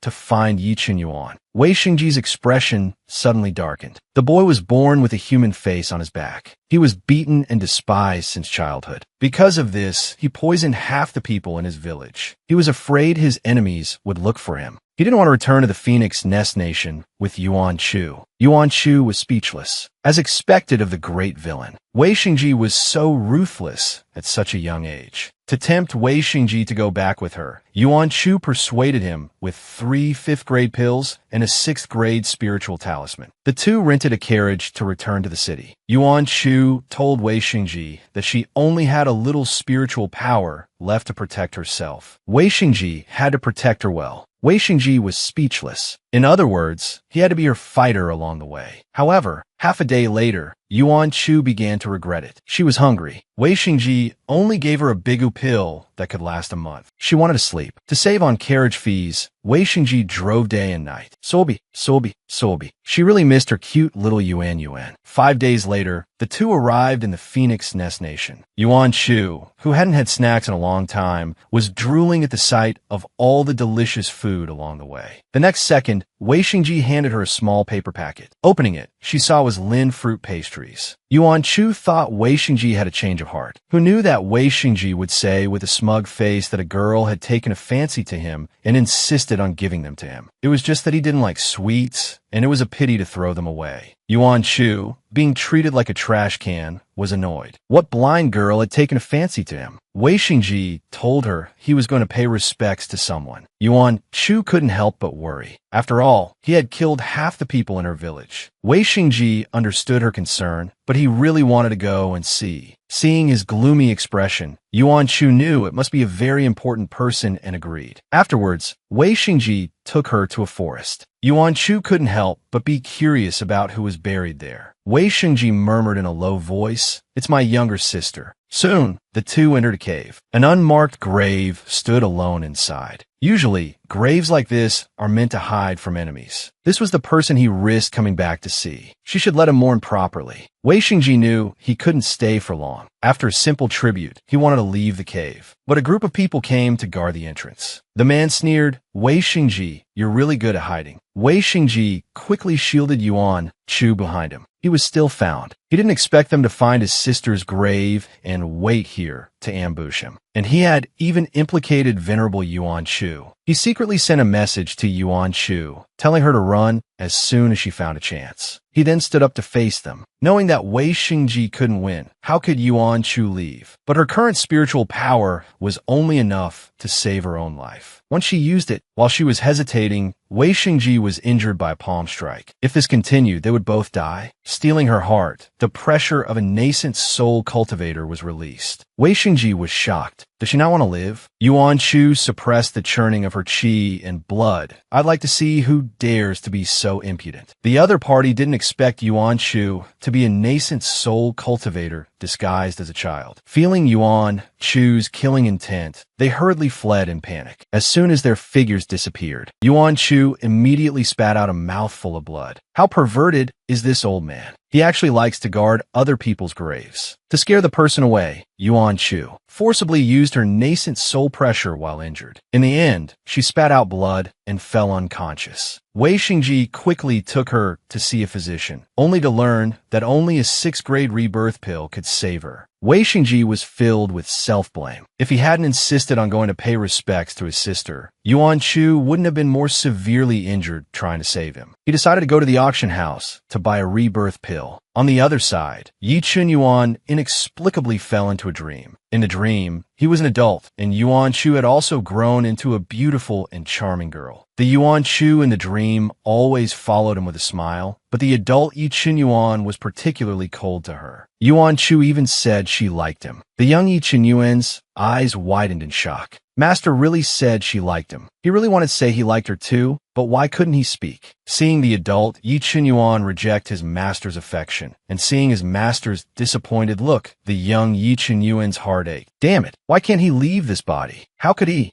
make his master so sad? In the darkness, a gloomy voice interrupted him. I didn't expect your obsession to be so deep, but this has allowed me to find you, Yi Chun Yuan. A man in a hooded black robe appeared out of thin air. The man said sinisterly, "How does it feel to see your past life?" Past life? Could it be that he remembered? The images that appeared when his master dripped her heart's blood into the heavenly pearl. The scenes that surfaced when he thought about his feelings for his master. And what he had just seen. He and his master must have had a deep bond in their past lives. No wonder his feelings for his master were so different. He liked his master. He wanted to see her quickly and tell her his feelings. Seeing this, the black-robed man knew that Yi Chun Yuan had remembered something, but he wouldn't let Yi Chun Yuan succeed. He didn't want Yi Chun Yuan to remember everything and then stop him from completing his grand plan. The black-robed man conjured black chains. He intended to lock Yi Chun Yuan up. He wanted to reseal the obsession Yi Chun Yuan brought from his past life. Hearing this, Yi Chun Yuan was on full alert. He had just figured out his feelings for his master. How could he let him seal his memories again? Suddenly, in his sea of consciousness, there was a familiar pulse. It was the dragon egg calling him urgently. Master must be in danger again, but in his current state, he couldn't get out at all. He could only once again forcibly use the divine soul projection. The black-robed man didn't expect Yi Chun Yuan to be so bold, to dare let his divine soul leave his body right in front of him. It was hard to say if it was infatuation or foolishness. When Yi Chun Yuan's divine soul reached Yuan Chu's side, he found that Yuan Chu's divine soul was collapsing, and her life force was rapidly dissipating. He knew he couldn't wait any longer. The only way now was dual cultivation of their divine souls. His divine soul easily entered Yuan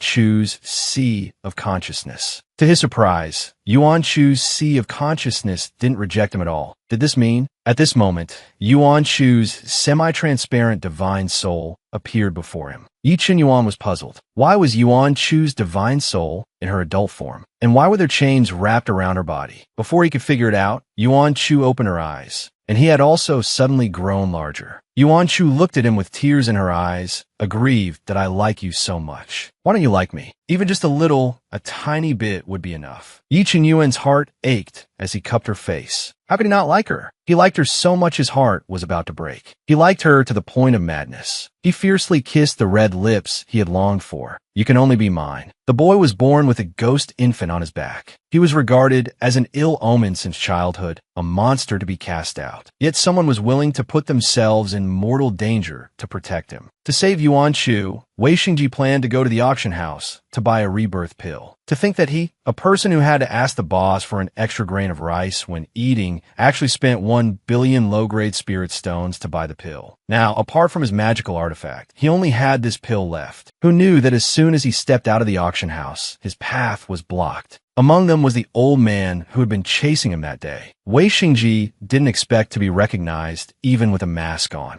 The The leader was the young master of the Wei Sheng family, Wei Xingyi. He greedily demanded that Wei Xingji hand over the pill. Wei Xingji refused. Wei Xingyi lost his patience and immediately attacked. Wei Xingji knew he couldn't win and turned to flee, but he was still hid in the back. The porcelain bottle containing the rebirth pill fell from his clothes. Wei Xingji quickly tried to catch it, but he couldn't avoid it being shattered. Severely injured, Wei Xingji ignored the spiritual medicine on the ground. He quickly used the Lanling shield technique and disappeared from the spot in the next second. Wei Xingyi was furious. That monster still got away. When they picked up the spiritual medicine, they found only half a pill. Wei Xingji, covered in blood, rushed to the clinic. Seeing that Yuan Chu was still alive, he quickly fed the half-rebirth pill into her mouth. Relieved, his body swayed, and he was about to fall. A small hand caught him in time. Yuan Chu was shocked. How could Wei Xingji be so seriously injured? She quickly transferred spiritual power to him, but she discovered that Wei Xingji had 4 broken fingers. The taste of blood was in his mouth. She instantly understood that he had suffered for this pill. She would definitely tear those people apart. Wei Xingji finally couldn't hold on and fainted. At this time, Wei Xingyi's group also found the clinic. Just as they were about to enter and capture them, a powerful nascent soul spiritual wave suddenly blasted out, instantly sending them flying. Yuan Chu supported Wei Xingji and said coldly, "In 3 days, it will be your death day." A moment later, Yuan Chu took Wei Xingji to a remote forest. She found that her storage space could finally be opened. She gave Wei Xingji a healing pill. After taking the pill, Wei Xingji woke up shortly after. Seeing him awake, Yuan Chu breathed a sigh of relief. But he had an injury on his back that still needed treatment. Saying so, she was about to strip off Wei Xingji's clothes. Wei Xingji's heart skipped a beat. He quickly shouted, "Don't." After shouting, he began to cough violently. Yuan Chu was annoyed. "Were you afraid of? You're already so injured. Can you apply the medicine yourself?" Wei Xingji was helpless. He was just afraid of scaring her. Yuan Chu was disdainful. There was nothing in the world that could scare her. Seeing her insistence on helping, Wei Xingji could only get up and take off his clothes. It was just being laughed at one more time. On the other side, after Yi Chenyuan's divine soul returned to his body, he found his physical body locked. The black-robed man mocked Yi Chenyuan's foolishness, which gave him an opportunity. He pressed his palm directly on Yi Chenyuan's head, forcibly extracting his memories of his past life with Yuan Chu. No, he had just remembered. By the time Yi Chenyuan woke up, that memory was gone. He felt an emptiness in his heart, as if he had lost something important. The boy actually had a human face on his back. He thought it would scare the girl in front of him, but unexpectedly, she wasn't scared at all. This place that even his parents detested, it was the first time someone had touched it. After applying the medicine, the exhausted Wei Xingji fell asleep. The bored Yuan Chu took out the source tracing pearl. She began to study why her divine soul had suddenly recovered. It had clearly been on the verge of collapse before. Could it be that the dragon egg helped her? The dragon egg quickly shook itself. Then who was it? She remembered having a dream before her sea of consciousness recovered. In the dream, she and the grown-up little Yuan. No. Little Yuan is her apprentice. How could she have such a perverted dream? Her magnificent image as a master couldn't be ruined like this. At this moment, Wei Xingji woke up. Yuan Chu wanted to take him to get revenge. Her people couldn't be bullied so easily. Looking at her bossy, childish face, Wei Xingji remembered that the girl in front of him was a nascent soul cultivator. This serious little look was quite cute. Perhaps saving him at all costs was the most correct thing to do. Yuan Chu took Wei Xingji and stormed up to the Wei Xing family. The head of the Wei Xing family had never seen such a display and wished he could strangle that unfilial son. Yuan Chu was in no mood to watch someone discipline their son. Either pay with money or pay with your life. Seeing that Yuan Chu was about to make a move, the head of the Wei Xing family had no choice but to order someone to get the money. As soon as the money was received, Yuan Chu threw it directly to Wei Xingji. Wei Xingji suddenly felt refreshed. Since the matter of the pill was settled, it was time to settle the score for the broken fingers. She didn't ask for much. Wei Xingyi and the old man each had to give up 2 fingers. Wei Xingji didn't expect Yuan Chu to do so much for him. So this is what it feels like to be protected? Even though he was unwilling, the head of the Wei Sheng family still ordered people to drag them down and cut off their fingers. He thought that this would appease Yuan Chu.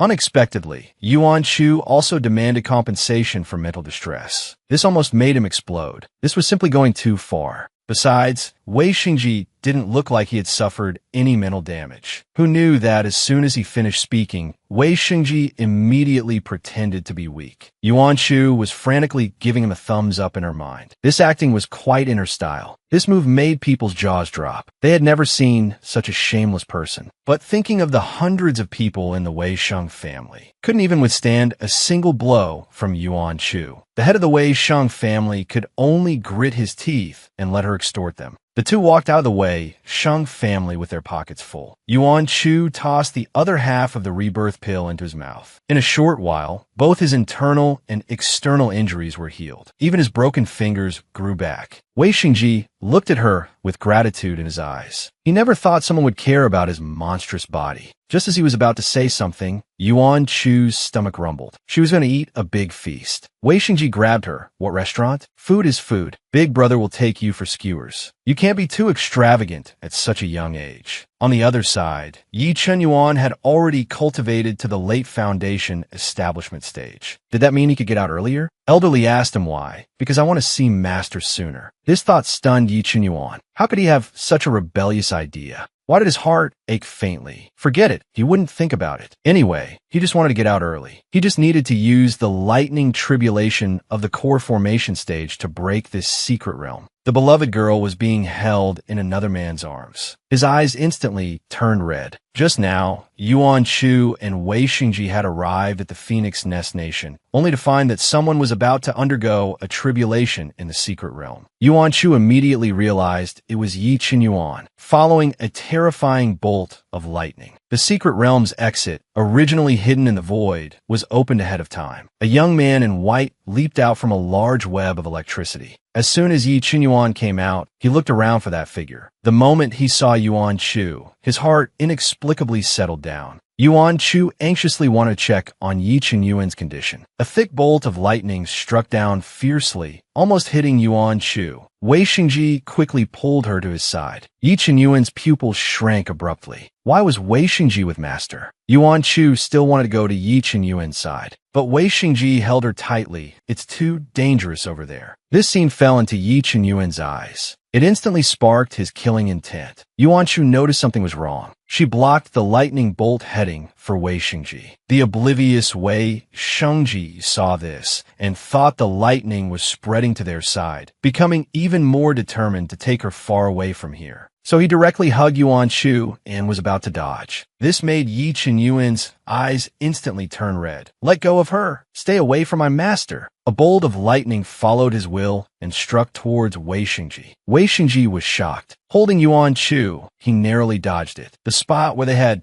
just been was blasted into a crater. Yuan Shu looked at this bizarre event in shock. It was the first time she had seen a lightning tribulation that could bend to injure people. Could little Yuan control the heavenly lightning? He wouldn't be doing it on purpose, would he? Thinking of this, she quickly told Wei Xingji to leave. Wei Xingji only hesitated for a moment and was instantly struck by the heavenly lightning until he was charred black. Yuan Shu quickly used her spiritual power to send Wei Xingji to a safe place. She walked straight towards Yi Chenyuan, only to find that the lightning bolts seemed to have a mind of their own, all avoiding her. Yi Chenyuan was completely engulfed in lightning. Yuan Shu, heartbroken, she held him. His eyes, filled with power, quietly looked at her. Yuan Shu, who had never seen him like this, was scared to tears. She threw herself into his arms and held him tightly. Yi Chenyuan felt the soft body in his arms, and his mind gradually cleared. Little Yuan, I missed you so much. Yi Chenyuan subconsciously wanted to say he missed her too. No, he couldn't do this. She is his master. He quickly pushed Yuan Shu away from him as he endured the lightning tribulation. His painful roars came from within the intense lightning. Yuan Shu felt like her heart was about to shatter. Without thinking, she was about to rush over, but was stopped by Elderly. Elderly was already so weak, he was transparent. He told Yuan Shu that Yi Chenyuan was opening his third acupoint. Yuan Shu's heart trembled. Opening an acupoint at this time was courting death. If this ball of lightning smashed down, little Yuan would die. If little Yuan died, what would she do? So, she had already become so dependent on him? In that case, then let's live and die together. Yuan Shu used the homologous source technique. Strands of life force rushed towards Yi Chunyuan. At the same time, the ball of lightning smashed down violently. On the verge of collapse, Yuan Chu's life force passed through the web of electricity and entered his body. Yi Chunyuan's eyes widened instantly. How could she do this? He absolutely could not implicate her. Yi Chunyuan forcibly cut off the technique. Yuan Chu could only watch helplessly as he endured it alone. Yi Chunyuan absorbed the heavenly lightning into his body. A purple light flashed in his eyes. Thunder acupoint. Open for me. With a loud bang, the beloved girl was being held in another man's arms. His eyes were instantly filled with killing intent, but with his memories of love extracted. He didn't understand why he was so angry. Looking at the sleeping Yuan Chu, Yi Chunyuan frowned tightly. Could it be that he had feelings for his master? No, he couldn't have such a rebellious thought. He must calm down, calm down. When he returned, he found that his master on the bed had vanished. It turned out that after Yuan Chu woke up, she didn't see Yi Chunyuan and couldn't help but run outside to find him. Yuan Chu was puzzled. In the past, Yi Chunyuan would always watch over her until she woke up. Has her apprentice grown up and flown the coop? Just then, a voice called out to her. Wei Xingji had fainted after being struck by lightning that day. He wanted to ask what had happened to Yi Chunyuan. He looked unkindly at the man approaching his master. Yuan Chu quickly pulled at her apprentice, who was radiating hostility. Her divine soul was injured and she almost died before. She was able to recover thanks to Wei Xingji. So they had been together all this time?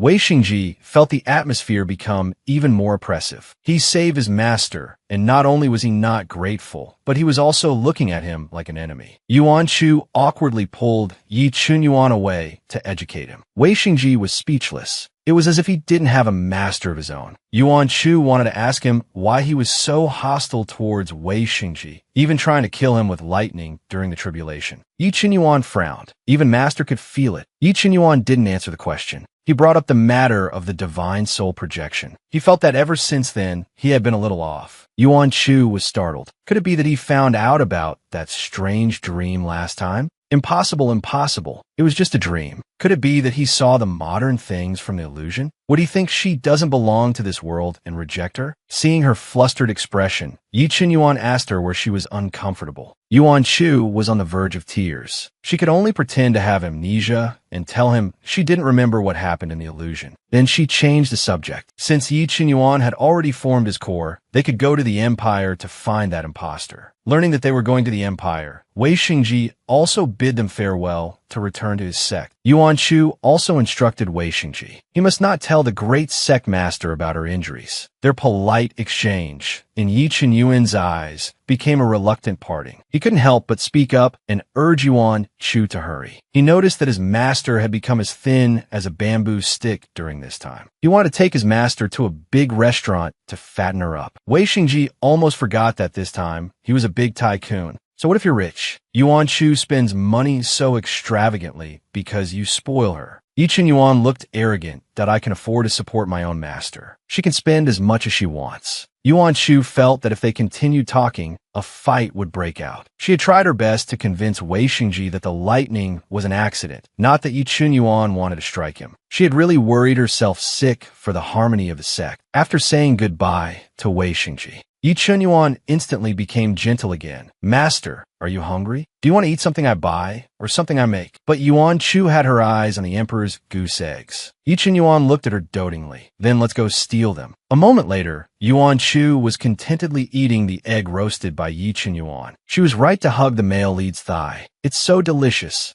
But Yi Chunyuan was distracted. Just one Wei Xingji made him so uncomfortable. In the future, what if other men appeared around his master? He needed to get used to such scenes as soon as possible. At this moment, Yuan Chu choked. Yi Chunyuan quickly patted her back. Yuan Chu felt that without little Yuan, she couldn't even take care of herself. But then she heard Yi Chunyuan say with a blank expression. 1 second, he said he would dote on her for a lifetime. The next he said he didn't want to be with her. Learning that the Empire's first academy had the extremely young, blazing flame beast, Yi Chunyuan was afraid his master's constitution would be discovered and didn't want Yuan Chu to follow him at all. Even if she acted cute and coquettish, it it was useless. He could give up being the imperial grandson, but nothing could happen to his master. Yuan Shu was about to die of anger. If she didn't get into the academy, she couldn't get close to that imposter. Little Yuan, this big pig's trotter, was worrying about all the wrong things. Unwilling to give up, Yuan Shu ran back to her room and packed the small snacks Yi Qinyuan had made for her. She was going to run away from home. Yi Qinyuan was a little panicked. He knelt down to coax her. Let's not care about those worldly possessions, okay? You can accompany me on my training. Yuan Shu knew that little Yuan would never agree with her, but she wouldn't allow others to touch little Yuan's things. Suddenly, her eyes lit up. Then she said to Yi Qinyuan, "What is yours must be taken back, and I feel like I'm about to have a breakthrough recently. So I'll go back to the Myriad Sword sect first." Yi Qinyuan was originally a bit suspicious. Seeing Yuan Chu's serious and solemn face, he gradually relaxed. Yuan Chu also returned the dragon egg to him. With the dragon egg around, it would be hard for her to cause trouble. Yi Qinyuan couldn't help but feel a little dazed. She even returned the dragon egg to him. Was Master really going to leave his side? But it was impossible for Master to stay by his side forever. He hoped that the next time they met, Master would have grown up. Yuan Chu didn't understand. Was he talking about growing taller? A few days later, Yi Qinyuan arrived alone at the entrance of the Empire's first academy. At this time, the place was already overcrowded with applicants. A beautiful woman suddenly looked towards a certain spot with pleasant surprise. The beauty she saw was the 2.0 version of little Yuan Chu. She really was too smart. Her current cultivation was only at the perfected chi refinement stage. She definitely wouldn't be discovered among this pile of geniuses. And her current stunning figure was the type that little Yuan wasn't interested in. This way, she could both supervise little Yuan and have fun. It was truly killing two birds with one stone. Waha! In the assessment area, Yi Qinyuan placed his hand on the testing crystal. 5 colors appeared on the crystal. The examiner was a bit speechless. A 5-element spiritual root dared to come for the test. Suddenly, he took a closer look. It was actually a 5-element spiritual root at the late foundation establishment stage. In disbelief, he checked his bone age and confirmed he was not over 18. The surrounding candidates all looked incredulous. Weren't 5-element spiritual roots supposed to cultivate very slowly? Yi Qinyuan passed without any effort. After Yi Qinyuan left, Yuan Chu ran out to take the test. A black-haired man exclaimed, "There's such a beautiful junior."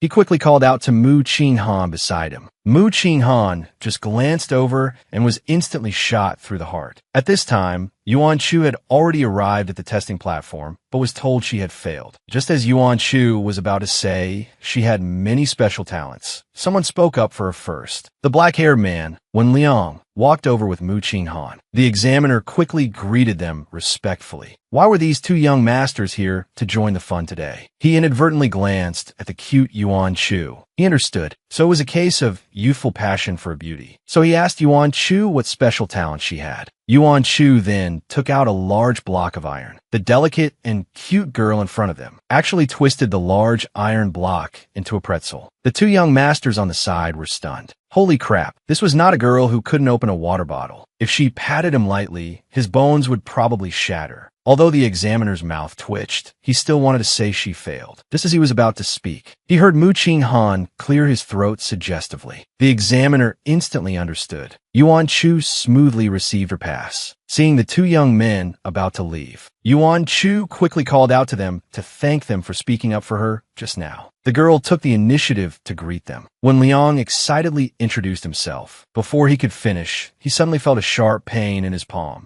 Mu Qinghan was pinching his flesh hard. Yuan Chu was still waiting for them to continue. Her serious and cute appearance made Mu Qinghan's handsome face blush. He hurriedly urged Wen Liang to leave quickly. Yuan Chu looked at the two who had fled in a hurry, tilting her little head. What strange people. At the entrance of the inner court assessment, a dandy young master was harassing the assessment teacher, blocking all the students at the entrance. But no one dared to step forward and stop him. Yi Qinyuan was also among them. At this time, Yuan Chu also arrived at the inner court assessment. She saw Yi Qinyuan in the crowd at a glance, and was so scared she immediately turned to flee. But she was spotted by the dandy young master. Her beautiful face immediately caught his attention. He didn't expect there to be such a beauty among the outer disciples. He reached out to touch Yuan Chu's face. Yuan Shu dodged him directly. Her face was not for just anyone to touch. The dandy young master was arrogant. There's no one in this outer sect that I dare not touch. After speaking, he reached out his lecherous hand again. Yuan Shu really wanted to slap him, but little Yuan was looking over.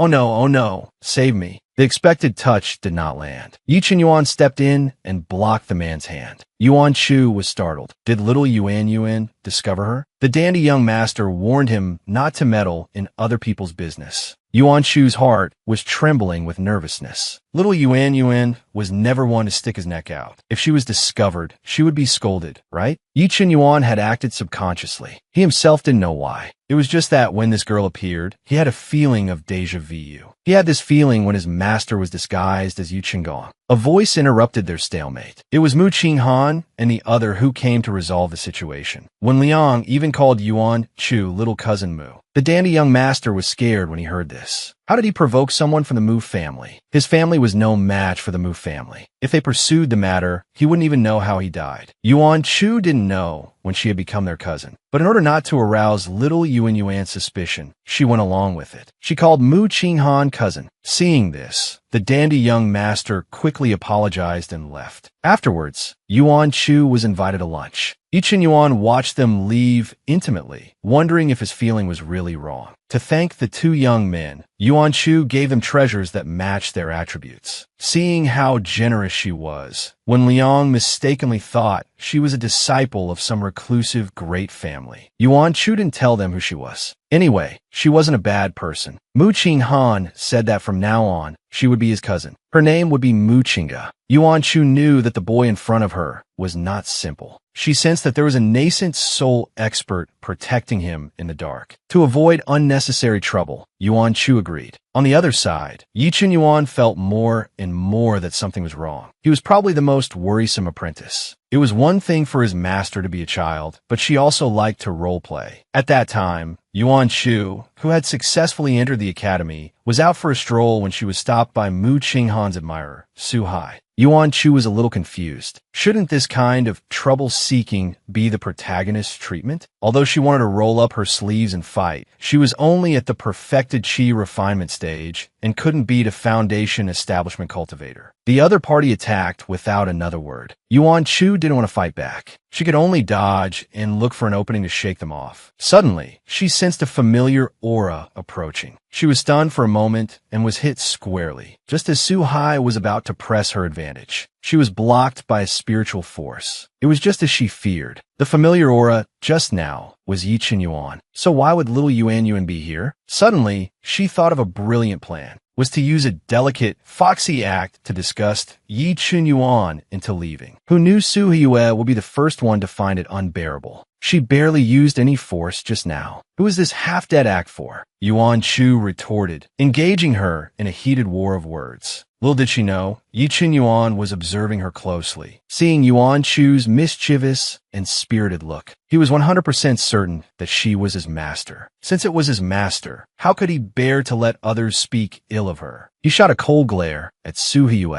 Su Yue was frightened by his terrifying gaze. Yi Chen Yuan pulled Yuan Shu and left. Yuan Shu playfully stuck out her tongue at Su Yue in provocation. Yi Chen Yuan instantly shot her a death glare. Yuan Shu felt a little guilty. Could he have found her out? There's only one way to know.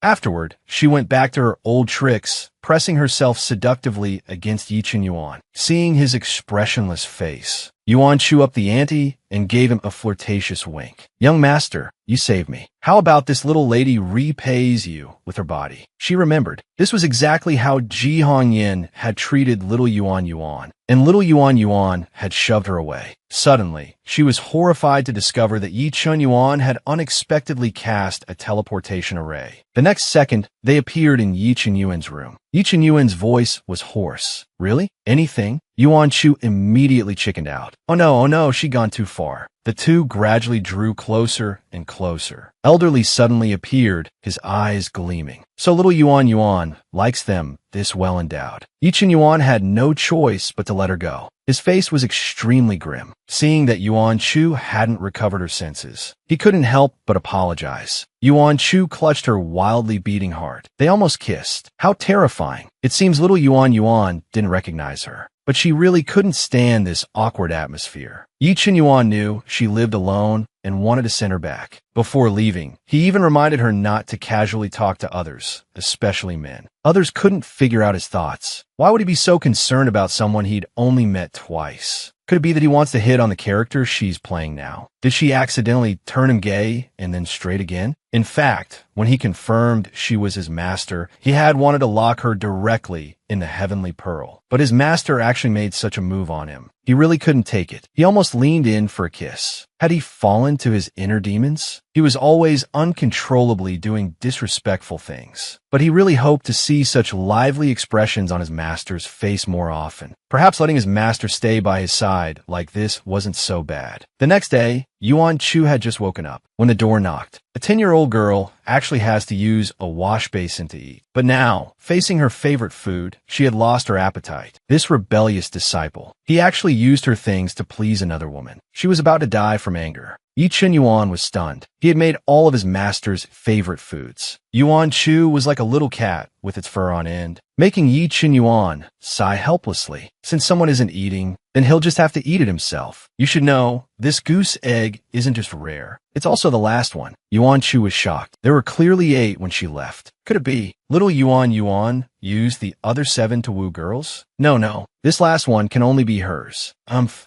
She'll deal with this rebellious disciple later. Yi Qinyuan just felt that his master was really too easy to trick. How could she be so cute? Yuan Chu felt her skin crawl under his gaze. Why do you keep looking at me instead of eating? Yi Qinyuan's smile was captivating. Because you're beautiful. Yuan Chu's mind instantly exploded. Heavens, little Yuan is too good at flirting. But she's his master. She forced herself to remain calm and took a sip of water to compose herself. Then she changed the subject and asked why he was looking for her. Yi Qinyuan said he wanted to take her somewhere to explore at night. Yuan Chu was shocked. What is he planning to do, a lone man and woman in the middle of the night? Yi Qinyuan explained helplessly. Going out at night is to avoid being seen. Besides, if he really wanted to do something, would he need to wait for nightfall? With that, he left first. Yuan Chu was so embarrassed, she wanted to dig a hole and crawl into it. What a sin. How long had she been gone for little Yuan to turn so bad? Outside the door, Yi Qinyuan also stood there in a daze. Realizing what he had just said, his face flushed red. How could he say such disrespectful things to his master? At night, the two came to a river. Because Yi Qinyuan had formed a contract with the dragon egg, he could sense the bloodline of a divine beast at the bottom of the river. It was the divine beast, the white tiger. Before Yuan Chu could react, Yi Qinyuan grabbed her and jumped straight into the river. He then bit his finger. His blood, mixed with dragon's blood, could sense the divine beast's location. Soon, the two arrived at the dungeon where the white tiger was hidden, only to find a 6-tier jellyfish guarding the entrance. Its strength was equivalent to a late-stage nascent soul human. Once discovered, it would be hard to escape. Yi Qinyuan chanted an ancient draconic verse to hypnotize it. As long as they didn't touch it, it wouldn't wake up. Yuan Chu carefully sneaked towards the entrance, but she still accidentally touched a tentacle. The tentacle pinned down her dress. Yuan Chu quickly sliced off that part of her clothing. The awakened jellyfish waved its tentacles, about to surround Yi Qinyuan. Yi Qinyuan instantly teleported to Yuan Chu's side, grabbed her, and vanished from the spot. Inside the heavenly pearl, Yuan Chu looked relieved. Luckily, little Yuan had the heavenly pearl for protection. Suddenly, she realized that as a stranger, she wasn't supposed to know he had a ring space. She quickly feigned surprise. Oh my, you actually have a ring space. Yi Qinyuan was amused by her exaggerated acting. A moment later, the two found a lush green throne. Yuan Chu remembered this was something very important to the male lead. She quickly reminded Yi Qinyuan to take it. Yi Qinyuan's heart warmed. She was always like this. Every time there was a fortuitous encounter, her first thought was to give it to him. Elderly explained from the side. Sitting on it can condense one's spirit to the maximum extent and also prevent chi deviation. Upon hearing, it could prevent chi deviation. Yi Qinyuan's first thought was whether this thing could be used. He sat on it without hesitation. He instantly disappeared from the throne. Yuan Chu had planned to wait obediently for him to come out, but after only half an hour, she couldn't sit still. She actually started eyeing the throne.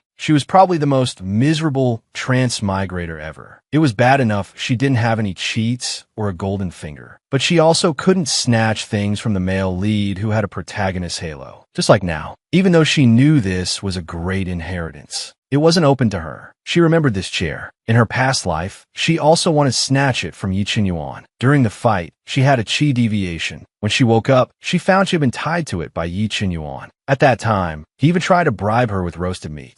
But of course she wouldn't compromise. Later, she also learned that Yi Qinyuan was still a virgin even when he ascended. She didn't know why. At this moment, Yi Qinyuan was facing a choice: the heaven-forsaking divine art. This was the cultivation technique of the heavenly demon king from tens of thousands of years ago. It was a miraculous technique that could instantly kill anything. But to inherit it, one must sever all emotions and love. A technique that could rapidly increase his strength was what Yi Qinyuan wanted most. But the thought of severing his 7 emotions and 6 desires made his heart ache, as if he had once lost something because of his heartlessness. So, Yi Qinyuan rejected the inheritance. The remnant soul couldn't help but mock his divine emperor's bloodline. Each heavenly tribulation would only get stronger. But as long as he possessed the heaven-forsaking divine art, he wouldn't have to fear the heavenly tribulations. Was he not afraid of dying under the heavenly lightning? Yi Qinyuan replied resolutely, "No fear, no regrets." The remnant soul was relieved. He was even more resolute than his father. Yuan Shu was still spacing out on the throne. The next second, she fell into Yi Qinyuan's arms. Yuan Shu's face flushed red. Just as she was about to explain, Yi Qinyuan pulled her tightly into his embrace. Feeling the realness of her in his arms, he couldn't help but sigh in satisfaction. "It's so good to have you." Yuan Shu was in tears. Her disciple was totally taking advantage of her. After thoroughly cuddling Yuan Shu, Yi Qinyuan put away the Kunlun ice jade throne. Unexpectedly, once the throne disappeared, a hole appeared in the ground. The bloody scent of the divine beast came from inside. The two arrived before a Xian iron cage. Inside was none other than the divine beast, the white tiger. The injured parts of the white tiger's body were still bleeding. Just then, the ground began to shake violently. Oh no, it's that heavenly demon jellyfish. The throne disappeared, and so did the spatial barrier. That jellyfish smelled the blood and wanted to break in. Yi Qinyuan passed a life-bound contract incantation to Yuan Shu, telling her she must form a contract with the white tiger as soon as possible, while he would go hold off the jellyfish to buy her time. Yuan Shu was frantic. Little Yuan was only at the golden core cultivation level. How could he deal with a 6-tier jellyfish? But little Yuan came here, so she could form a contract with the white tiger. She had to sign the white tiger quickly, but when Yuan Shu came out, she found a strong smell of blood in the water. She immediately realized the jellyfish couldn't have injured Yi Qinyuan so badly. Someone else must have come. Yuan Shu guessed correctly. It was the nascent soul stage, 7th level perfected vice headmaster, Gu Wenshu. Yi Qinyuan was already covered in wounds from being attacked by both sides. Gu Wenshu didn't expect that his opponent was only at the golden core stage, yet could hold his own against him and a 6-tier jellyfish. This kind of monster could not be allowed to live. Just then, Yuan Shu found an opportunity for a sneak attack. Gu Wenshu sensed the killing intent behind him and hurriedly manipulated the jellyfish to block the damage for him. The jellyfish's tentacles were instantly blasted apart, and Yuan Shu was also entangled by the tentacles. Seeing this, Gu Wenshu quickly condensed long needles and shot them towards Yuan Shu. Yi Qinyuan flashed in front of her to block the attack. Those silver needles plunged directly into his chest. This scene seared Yuan Shu's nerves. She cut the tentacles and was about to fight them to the death. Yi Qinyuan stopped her in time. A golden light flashed in his eyes. He released the heavenly lightning he had absorbed into his lightning sheath during his tribulation. Unable to react in time, Gu Wenshu and the jellyfish were struck squarely. Yi Qinyuan took the opportunity to escape with Yuan Shu, quickly hiding inside the concentric clam that could block their auras. But Elderly was anxious. What to do if the unconscious person won't drink the medicine? then feed it to him mouth to mouth, looking at the needles deeply embedded in Yi Chenyuan's chest. Yuan Chu's heart ached with conflict. If she had known, she would have just fought them directly. Even if it alerted others and they failed, it would be better than little Yuan lying here between life and death. After all the silver needles were pulled out, Yi Chenyuan also opened his eyes. After confirming Yuan Chu was safe, he fainted again. Yuan Chu was so scared she didn't know what to do. Suddenly, she remembered she still had the 1,000-year 100-flower spirit wine that could restore vitality. But how could an unconscious person drink it? This stuff is so precious. Not a single drop can be wasted. Little Yuan, I have no choice. I can only do this. She tilted her head back and took a sip of the spirit wine, holding it in her mouth as she leaned over Yi Chenyuan. She lowered her head and pressed her lips to his. Elderly was unexpectedly fed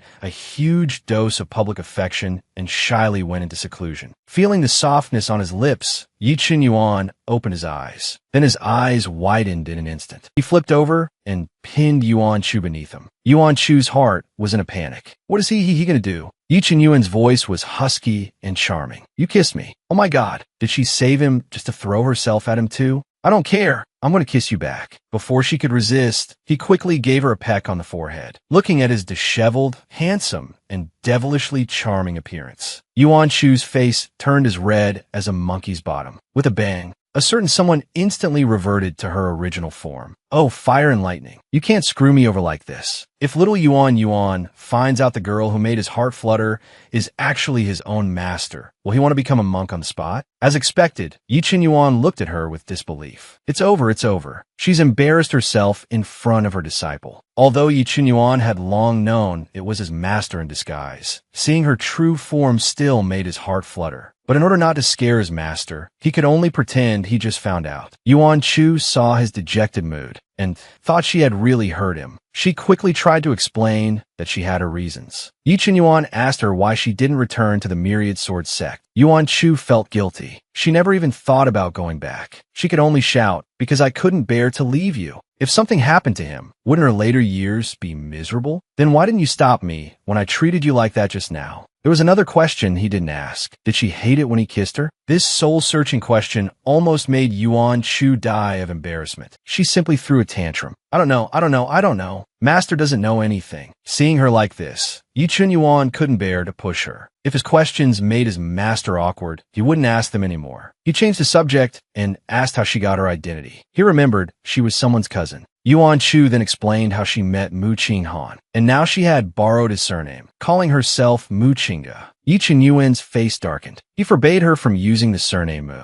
The Mu family is the #1 noble family in the empire. Their surname is not so easily taken. If she used this surname, many people would target her. Also, no man who approaches you is a good man. Hearing this, Yuan Chu understood his concerns. Then she'll take the surname Yi. When the two came out, it was already bright outside. Luckily, Yi Chenyuan had concealed their auras during the fight. The person underwater probably didn't recognize them. If it came to soul-searching or something, there was still Elderly. Thinking of Elderly, Yi Chenyuan felt a bit awkward. Fortunately, Elderly had gone into seclusion on his own and didn't know what happened in the clam. Just then, a group of searchers stopped them. A girl accidentally transmigrated to become a cannon fodder supporting female character. But she never expected that she would take the male lead with the protagonist Halo as her disciple and even be forced to be his wife. Not long ago, Yuan Chu and Yi Chenyuan had just come out of the small woods when they ran into a search party. The two of them closely matched the description of the people the vice headmaster was looking for. The vice headmaster also said one of them could control lightning. The lead man directly took out a token to test their spiritual roots, telling them to channel their spiritual power into it. Yi Chenyuan chuckled. That old geezer must think he has a lightning spiritual root. The two calmly channeled their spiritual power. One had no spiritual root, the other a mutated one. They were clearly not the people they were looking for, but the lead man still felt the two were very suspicious. He questioned them, a lone man and woman. Instead of attending classes properly at the academy, what were you doing in the small woods? Just as Yuan Chu was about to speak, Yi Chenyuan beat her to it. He said, of course we were studying hard. We were just seriously discussing the Tao in the woods and lost track of time. The man's mouth twitched. What kind of Tao takes a whole night to discuss? Yi Chenyuan was seen pulling Yuan Chu into an embrace. He lowered his head and gave her a light peck on the forehead. Then he looked at the lead man, his meaning self-evident. The man was embarrassed. Do young people these days enjoy flaunting their affection so much? After the people left, Yi Qinyuan explained to Yuan Shu that what he did just now was out of necessity. Yuan Shu was so embarrassed her toes could have carved a castle. She flusteredly said she was hungry and wanted to eat. On the way, the two were stopped again. This is really endless. She hadn't even had lunch with little Yuan yet. Because the timing of their disappearance was too suspicious, they needed to be interrogated. And because Yuan Shu was using the surname Mu, they didn't take her, only Yi Qinyuan. This point made Yi Qinyuan very unhappy. He never thought that because of someone else's surname, his master would avoid being searched. Before leaving, he put all of Yuan Chu's favorite foods in her ring for her and told her not to get too close to other men. Heavens, this rebellious disciple actually dared to warn his master. She was about to go back when she was blocked by Su Hiyue again. Yuan Chu didn't want to get entangled with her, seeing that she dared to ignore her. The other party angrily cracked her whip, but it was blocked by someone. It was Mu Qinghan and Wen Liang. Mu Qinghan quickly asked Yuan Chu if she was hurt. Seeing the man she loved helping Yuan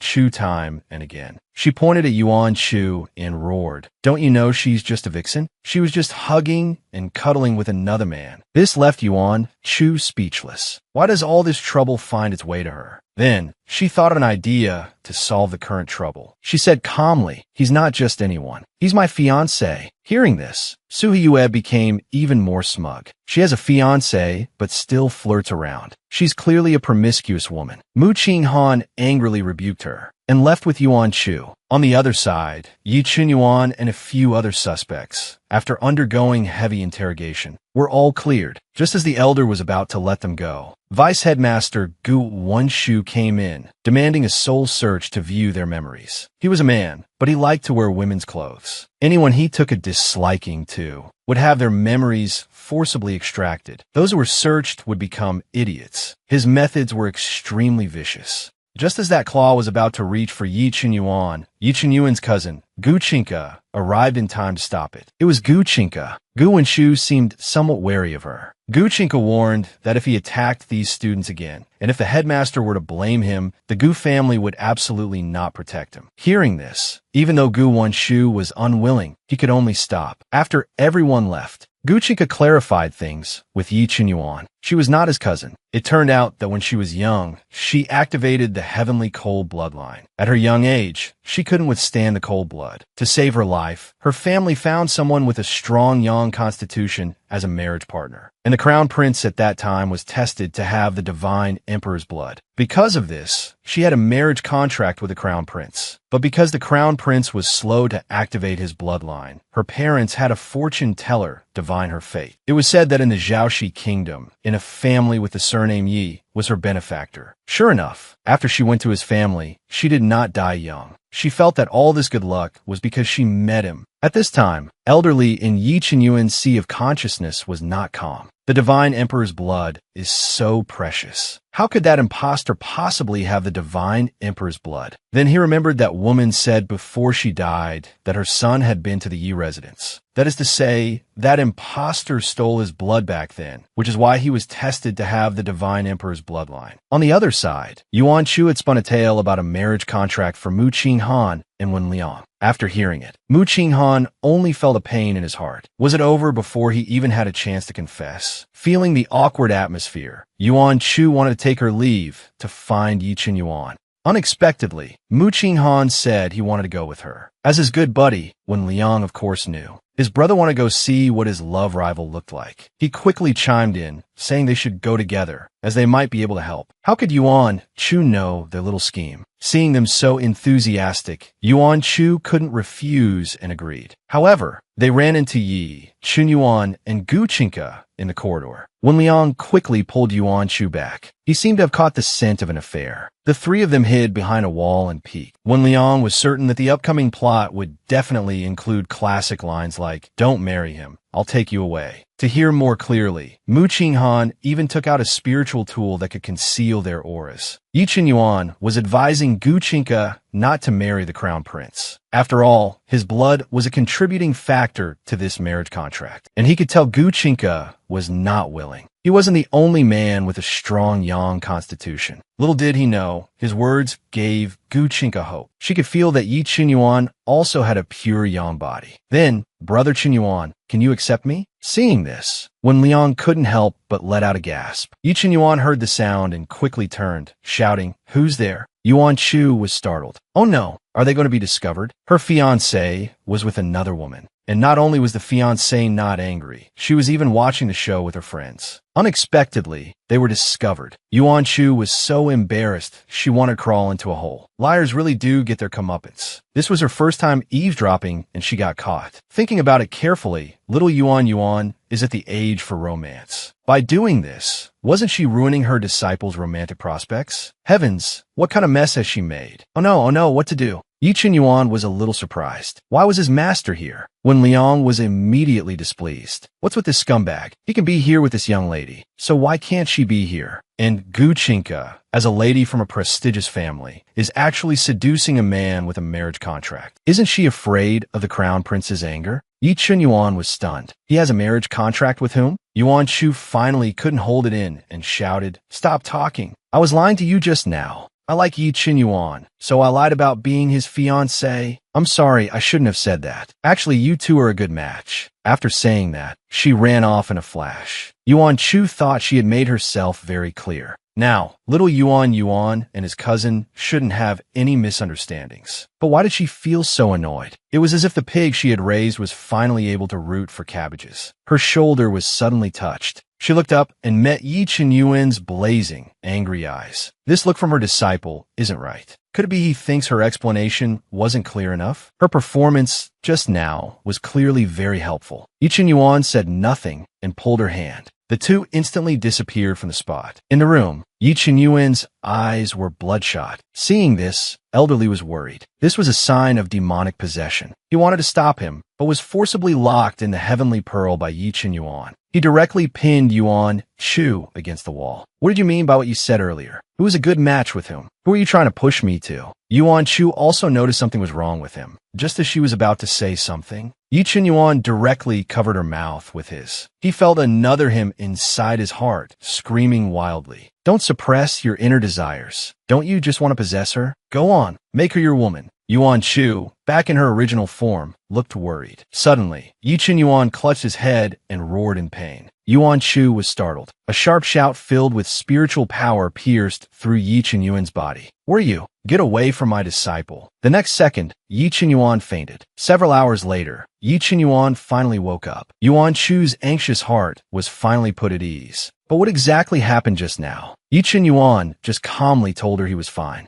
and said he didn't like Gu Qinka at all, so she had shot herself in the foot. Then a thought occurred to her. Could it be that he likes the Mu Qinga she transformed into? Yi Qinyuan replied helplessly, "Of course not, master." Yuan Chu breathed a sigh of relief. Otherwise, she would have really sinned. Yi Qinyuan didn't continue this topic, but asked in a hoarse voice if Yuan Chu would leave him. Yuan Chu pondered. She would. She gave him a reassuring smile that don't worry. No matter what happens in the future, I will be good to you. His words did not reassure Yi Qinyuan, but he also didn't know what was wrong with him. Yuan Chu said no more. She couldn't stay with him forever. 1. She had an obsession she must fulfill. 2. Her heart was locked. Besides, little Yuan already said he doesn't like her. Why was she being so sentimental? Meanwhile, the still imprisoned elderly felt truly wrong. One won't tell him her identity, the other locks him up. Are they bullying him because he's an old man? The result is that this elderly is very angry. You can't appease me. No matter who it is, I'm going to stay angry. And to think he wanted to set them up before. Wait a minute. Back in a concentric clam, he seemed to have seen the two of them. He quickly pulled Yuan Chu aside to question her. He saw them doing that thing back then. Yuan Chu's first stood on end from embarrassment. She was trying to save someone? Okay. She hurriedly shouted, "Nothing happened. This is a dark part of my history." Kissing her disciple is too embarrassing. The next day, Yi Qinyuan was once again summoned by the Academy's authorities. The great elder learned that Yi Qinyuan could use teleportation despite only being in the late Golden Core stage. He considered him a talent and asked if he was willing to become the second elder's disciple. Yi Qinyuan didn't understand why there was such a sudden decision, but seeing the second elder and Gu Chinka next to him, elderly instantly understood. She must have discovered Yi Chunyuan could teleport and recommended him to the second elder. This way, she could cultivate a relationship with Yi Chunyuan. Yi Chunyuan refused without a second thought. Gu Chinka didn't understand why he refused. As long as he became her master's disciple, he could go directly to the inner sect. With such talent, why waste time in the outer sect? Yi Chunyuan kept his distance from her. I'm sorry, Miss Gu. I appreciate your kindness. I've decided to temper myself in the outer sect for a few more years. Then I will enter the inner sect on my own merit. Thus, I can only disappoint the elder's good intentions. When he called her Miss Gu, Gu Chinka was stunned. Why would Brother Chunyuan suddenly become so distant? Was it because of that woman? On the other side, Yuan Chu was sulking. Suddenly, a wave of infatuated voices was heard. He was the son of the empire's richest man. Although he was worth hundreds of billions, he was plotted against, his cultivation was destroyed, and his legs were crippled. From then on, he was dejected. In the end, he died in the corpse-dissolving pool, not even his bones remaining. This was the life of Mu Qing Han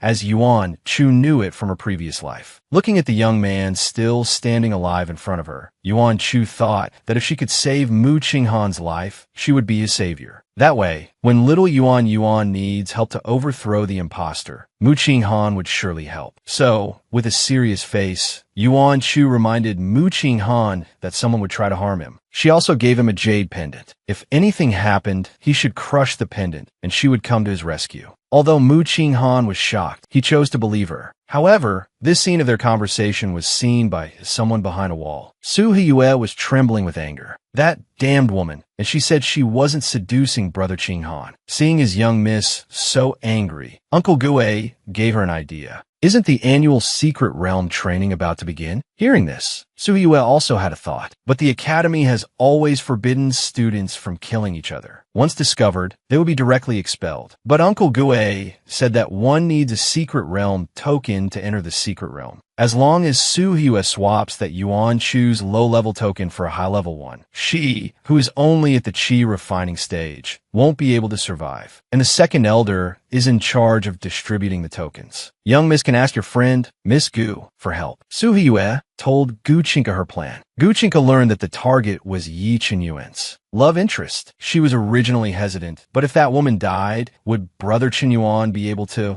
After Yi Chunyuan returned, he opened the door and saw Yuan Chu playing with her hair out of boredom. Under the starry sky, she looked even more petite and cute. Seeing him return, Yuan Chu immediately and happily asked for a goose egg. Yi Chunyuan agreed with a doting look. Yuan Chu lay contentedly on the lawn. Indeed, the happiest things in life are eating, drinking, and sleeping, and also having a good disciple. She felt like little Yuan was raising her like a child. But anyway, she didn't want to grow up. Being pampered by little Yuan was pretty good too. Yi Chunyuan was helpless. Does he look like a nanny? But why does a master want to grow up? Yuan Chu said wistfully, women have it hard in any world. They have to carry a child for 10 months, serve their husbands, and raise their children. They have to tolerate their looks gradually fading. I believe every girl has a princess living in her heart, but the little princess in her heart will disappear with the people and things around her as she grows up. So I don't want to grow up. I want to be a little princess for life. Yi Chunyuan looked at her gently, bringing the perfectly warm goose egg to her lips. His soft voice rang out in the night. Master, I will do my best to make sure the little princess in your heart never disappears. So, Master, you don't have to be afraid of growing up, because I will accompany you as we grow old together. I will spoil you, Master, into a little princess, so you will always be the way you were at the beginning. Yuan Chu was stunned. She stared wide-eyed at the night sky. Her heart, frightened, began to beat uncontrollably, each beat louder than the last. Suddenly, she jumped up like a cat whose tail had been stepped on. The next second, she turned her head and shouted, "I'll be right back," and then ran off as if being chased by a ghost. She left a stunned Yi Chunyuan behind. Yuan Chu clutched her wildly beating heart. Heavens, how is little Yuan so good at flirting? What has Elderly been teaching little Yuan every day? In the sea of consciousness, Elderly sneezed for no reason. Who was talking about him? Soon, the day the secret realm opened arrived. Yuan Chu held the low-level token in her hand. A beginner's secret realm. You could tell it wasn't fun just by the name. Even though he knew Yuan Chu's strength would be like a fish in water in the beginner's secret realm, Yi Chunyuan was still worried about his master being alone. He told her to wait for him in the same spot after entering. The secret realm opened. Yi Qinyuan took her hand, and they entered together. The next second, Yuan Shu disappeared before his eyes. She was the youngest, nascent soul cultivator in the cultivation world. Yet there were always short-sighted villains trying to plot against her. At this moment, Yuan Shu still didn't know that she was now in a special grade secret realm, filled with spiritual beasts on the verge of demonization.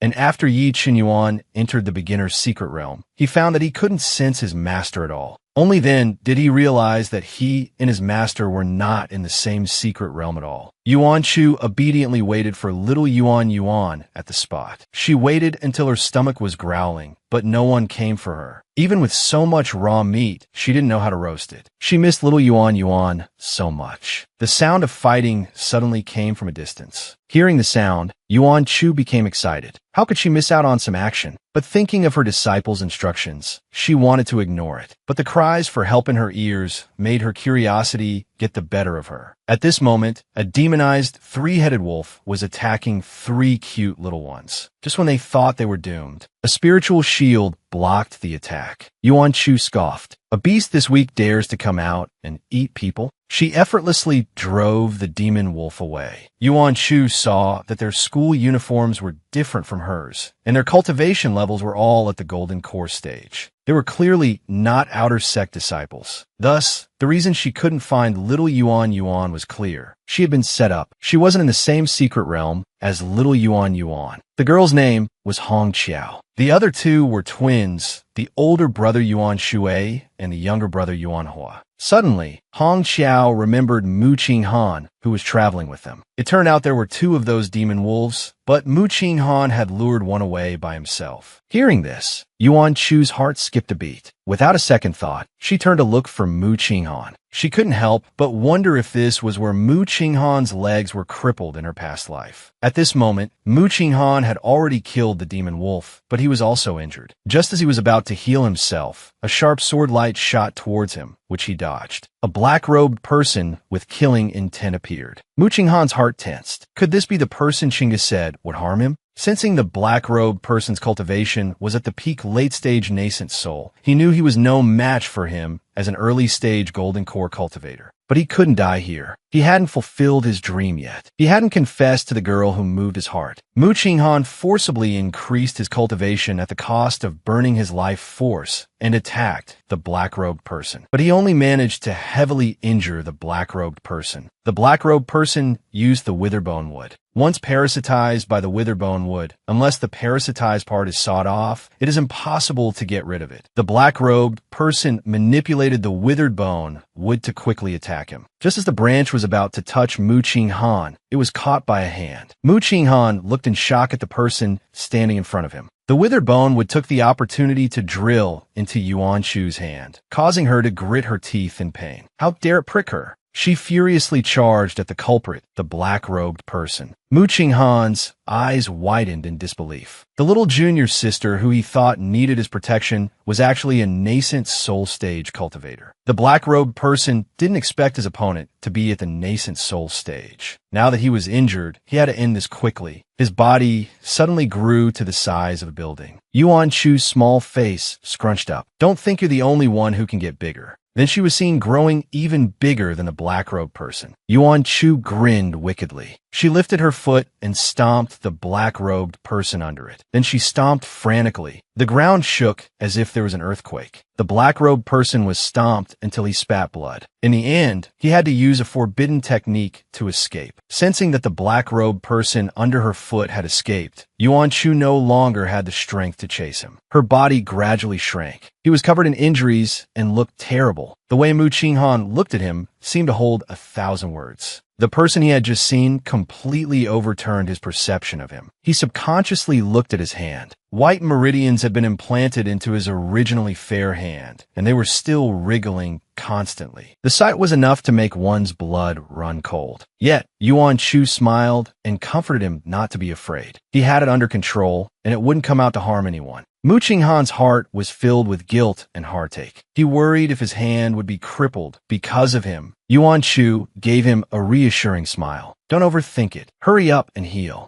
Mu Qinghan was dazed by his smile, his heart beating uncontrollably faster. He quickly took out a 6th-grade regeneration pill and handed it to him to hide his embarrassment. Yuan Chu's eyes lit up, as expected of a big spender. He would save it for Xiao Yuan. Afterward, Mu Qinghan went to the side to heal. Nourished by the pill, his wounds healed quickly. When he opened his eyes, he saw Yuan Chu looking at him with a smile. By now, Yuan Chu was all cleaned up. The sunlight accentuated his already pretty little face, making it even more beautiful. Finally, he couldn't help but speak his heart. "Brother, I like you." It was the boy's first confession after being single since birth for 18 years. Only to be told by the object of his affection that he was only 6 years old. Mu Qinghan could clearly hear the sound of his heart breaking. Wait, then who was that Yi Qinyuan to him? After Yuan Chu's explanation, he learned that he was just his apprentice. So, does that mean he still has a chance? As long as he waits for him to grow up. With this thought, he relaxed considerably. He then crouched down and asked him his name. Yuan Chu answered with a grin, "Yuan Chu." The Yuan of Yuan Chu and the Chu of Yuan Chu. Yi Qinyuan, ever since he found out his master wasn't in the same secret realm as him. The pressure around him dropped by 180 degrees. As a result, the beasts in the secret realm became the targets of his abuse. Elderly hid to the side, trembling, afraid of getting caught in the crossfire. Suddenly, he sensed 2 golden core experts approaching rapidly. He quickly reminded Yi Qinyuan to hide. Just as they concealed themselves, 2 masked men arrived. From their conversation, they learned that the divine artifact, the solitary sword, was about to appear, and they were looking for a young man with a specific surname, with the goal of capturing him for a blood sacrifice. It was obvious they were after Yi Qinyuan.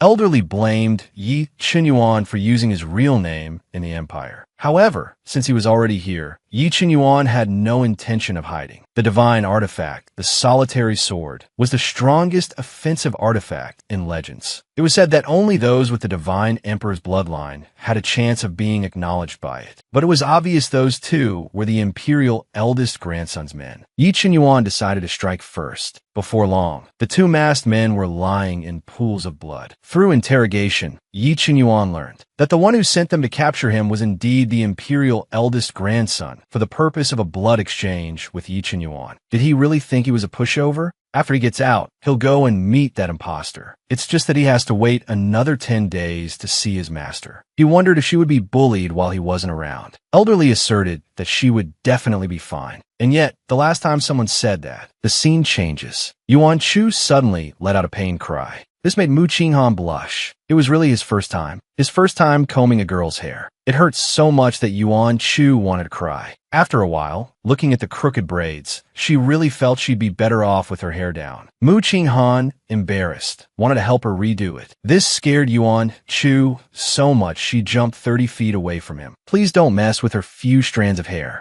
She quickly took out a cuckoo bird to prepare it, but was stopped by Mu Qinghan. Yuan Chu was so little. How could he let her do such dirty work? Seeing him stubbornly carry the prey away, Yuan Chu couldn't help but break into a sweat. A person who can't even do pigtails. Can he really handle a high-level survival skill like preparing prey? However, cuckoo bird meat is delicious no matter how you roast it. Perhaps she could look forward to it a little. Mu Qinghan was undertaking a major life event. Although he had never cooked before, he had to turn this into a delicacy today. He had to let little Chu know that he was a reliable man. Maybe she would choose him when she grew up. Through his relentless efforts, he finally set up a fire. His lifelong happiness rested on this. He confidently handed the roasted meat to the person he admired. Under his expectant gaze, Yuan Chu bared her fangs at the roasted meat. The moment she bit into the meat, tears streamed down Yuan Chu's face. Seeing her cry, Mu Qinghan panicked. Was it so bad that it made her cry? Yuan Chu quickly explained that wasn't it. She just suddenly missed an elder from her family. Seeing his face was covered in ash, she urged him to go wash up quickly. Mu Qinghan was startled. He couldn't face Yuan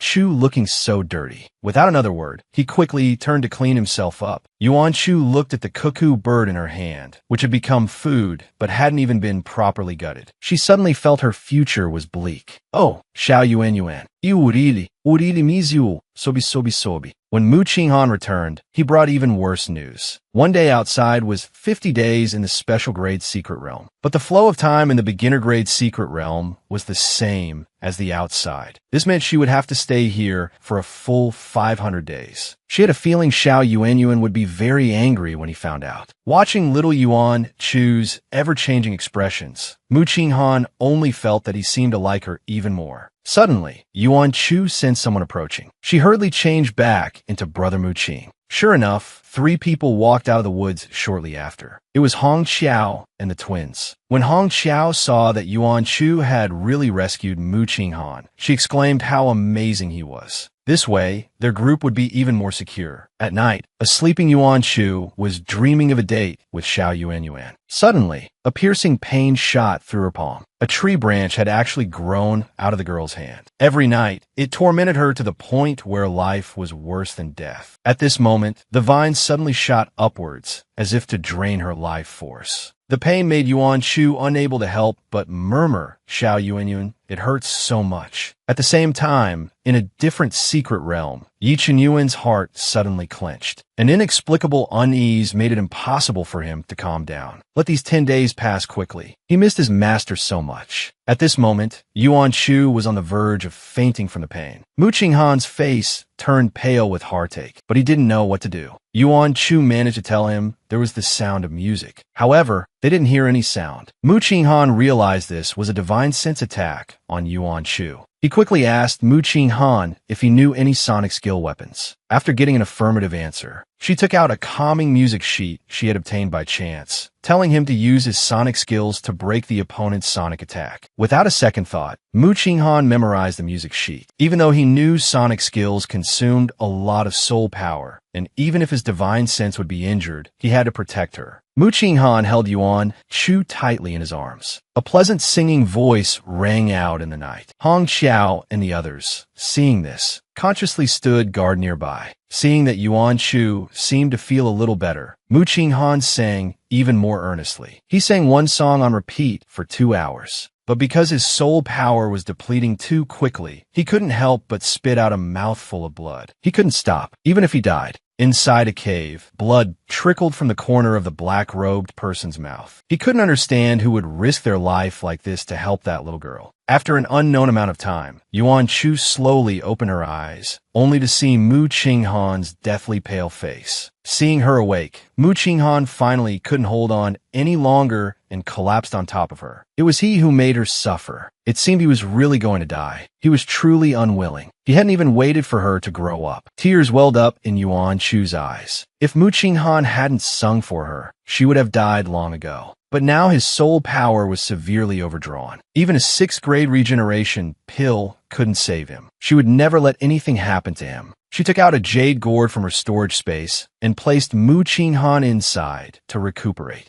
Just then, Hong Xiao and the others rushed over. It turned out the 3 of them had been blocked by a barrier Mu Qinghan had set up, and they couldn't stop him at all. At this moment, Yuan Hu noticed only Yuan Chu and Hong Xiao were there, and thought that Mu Qinghan had really... Yuan Chu told them Mu Qinghan wasn't dead, but his soul had collapsed. She would find a way to save him, although it would be very difficult to treat. However, she knew a method as long as they were willing to help. Hong Xiao quickly expressed her willingness. If Mu Qinghan hadn't lured away the demonic wolves, they would have been long gone. So, Yuan Chu told them her plan. At this time, the black-robed person was gathering medicinal herbs, preparing to treat himself. Suddenly, 1,000 silk net fell from the sky. Before he could react, he was caught squarely in it. Hong Xiao and the others held the net tightly. The black-robed person never expected to fall for Yuan Chu's trick, but he shouldn't think this could trap him. The black-robed person unleashed the nether ghost fire. It instantly burned through the 1,000 silk net. Hong Xiao and the others quickly changed their formation, trapping the black-robed person within it. But he wouldn't let Yuan Chu off easy either. He plucked his zither strings, controlling the blood-devouring withered wood. The blood-devouring withered wood began to wriggle at the sound. Yuan Chu's eyes turned crimson with pain. She endured it. The immense pain that pierced her soul drove her to attack like a madman, severing the black-robed person's arms. However, Yuan Chu felt it wasn't enough. She unleashed the light of ultimate bliss. 10,000 sword beams rained down on the black-robed person, seeing his life and death hanging in the balance. The black-robed person could only abandon his physical body and escape with his nascent soul. He thought he had done it without anyone noticing. Unexpectedly, he fell into an inescapable trap, and this was Yuan Chu's ultimate goal. The black-robed person tried to negotiate with Yuan Chu by offering to undo the blood-devouring withered wood. However, if it were any other time, Yuan Chu might have accepted, but he had nearly killed Mu Qinghan. How could she let him go? This was a nascent soul, but it could be eaten. To a cultivator, divine sense is a great tonic. Yuan Chu absorbed the nascent soul's power into her body. Then, she transferred it to Mu Qinghan. After a while, Mu Qinghan, his soul power slowly replenishing, opened his eyes. He saw a woman with an exquisite face to face with him. Recognizing it was Yuan Chu, he couldn't help but blush. Realizing she was transferring soul power to him, he was afraid it was hers and began to struggle. Yuan Chu glared at him, firmly gripping his chin to stop him from moving. Their intimate posture made his heart race. In a daze, he had only one thought. He really wanted to kiss her. Suddenly, Yuan Chu's voice interrupted his thoughts. Mu Qinghan was instantly mortified. How could he be thinking about such things at a time like this? He quickly changed the subject and asked what Yuan Chu had fed him. Yuan Chu smiled faintly. You wouldn't want to know. This directly consumed Mu Qinghan's life force. The saying, a peerless demoness, born with enchanting charm, must be about her. 10 days later, Yi Qinyuan was thinking about his master while waiting for the secret realm to open. But he heard discussions from behind him. From the chat of two students, he learned that 50 days in the small secret realm was only 1 day outside. The pressure around Yi Qinyuan plummeted by 280 degrees. Could it be that the time flow in other secret realms was different from the beginner grade 1?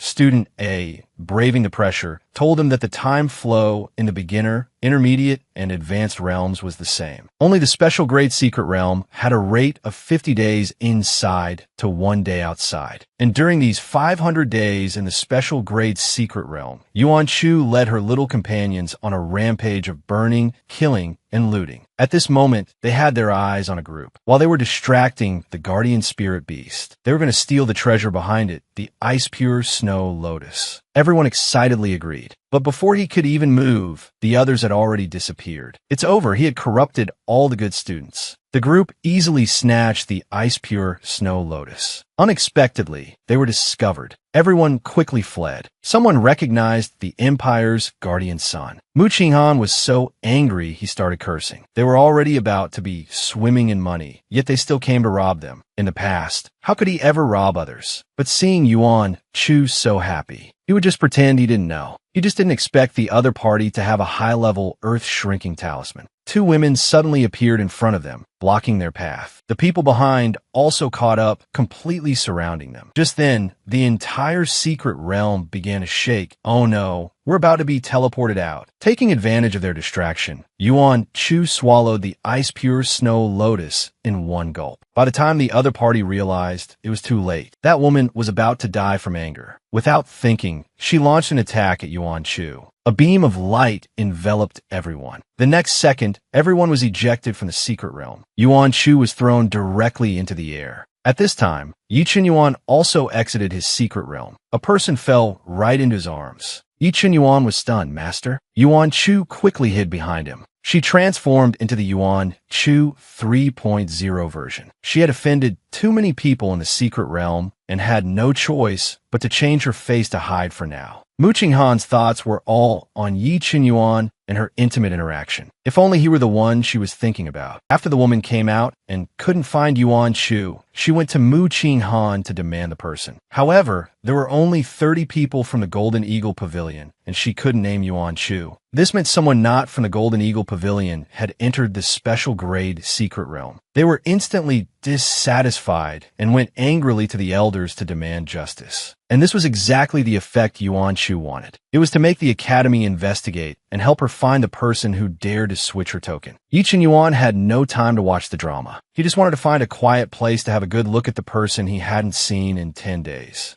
Yuan Chu subconsciously hid her hand. Seeing that she seemed to be really okay, Yi Chen Yuan felt slightly relieved. But there was still an important question. Which secret realm was she sent to? Yuan Chu's heart was pounding. If she told the truth, Xiao Yuan would definitely be very angry. On a whim, she lied, saying it was the advanced grade secret realm. Yi Chen Yuan remained silent. The next second, he teleported and disappeared. Yuan Chu was stunned. Xiao Yuan was angry. Yuan Chu cautiously peeked into the room. Yi Chen Yuan looked at her with a blank expression. Suddenly, he said in a low voice, "Master, change back to your original appearance." Yuan Chu didn't dare to say no and obediently changed back into the cute little lowly. But her heart was in a panic. Had he found out she lied? Your hair has grown 3 inches. You've also grown an inch taller. So, Master, why did you lie? Am I that untrustworthy? Could it be there's another reason? If it's because of someone else, would he be able to hold back? Seeing she couldn't hide it anymore, Yuan Chu could only retract the spiritual energy concealing the blood-devouring withered wood. Seeing this, Yi Chen Yuan's pupils shrank violently. Who would have thought that this cute and dorky lowly in front of him would have a hand with a tree branch growing out of it? Yi Chen Yuan's hand trembled, not daring to touch it. A thick killing intent erupted from his body. Who was it? Who harmed his girl like this? Seeing how much Yi Chen Yuan cared, Yuan Chu suddenly felt wronged and threw herself into his arms. Xiao Yuan, my hand hurts so much. Hearing this, Yi Chen Yuan's heart broke with guilt. It was all his fault for not taking good care of his master. Elderly was blasted out by Yi Chen Yuan's killing intent. Yi Chen Yuan quickly pulled Yuan Chu's hand to show him, asking for a solution. Elderly was shocked at the sight. Then, with a grave expression, he told them that the blood-devouring withered would not only binds to a person's soul, it also has another skill, fatal backlash. If its growth isn't controlled, it will completely take over the body. But controlling its growth will trigger a backlash. And the only known method is to enter the leaf transformation pond. But no one has ever been able to walk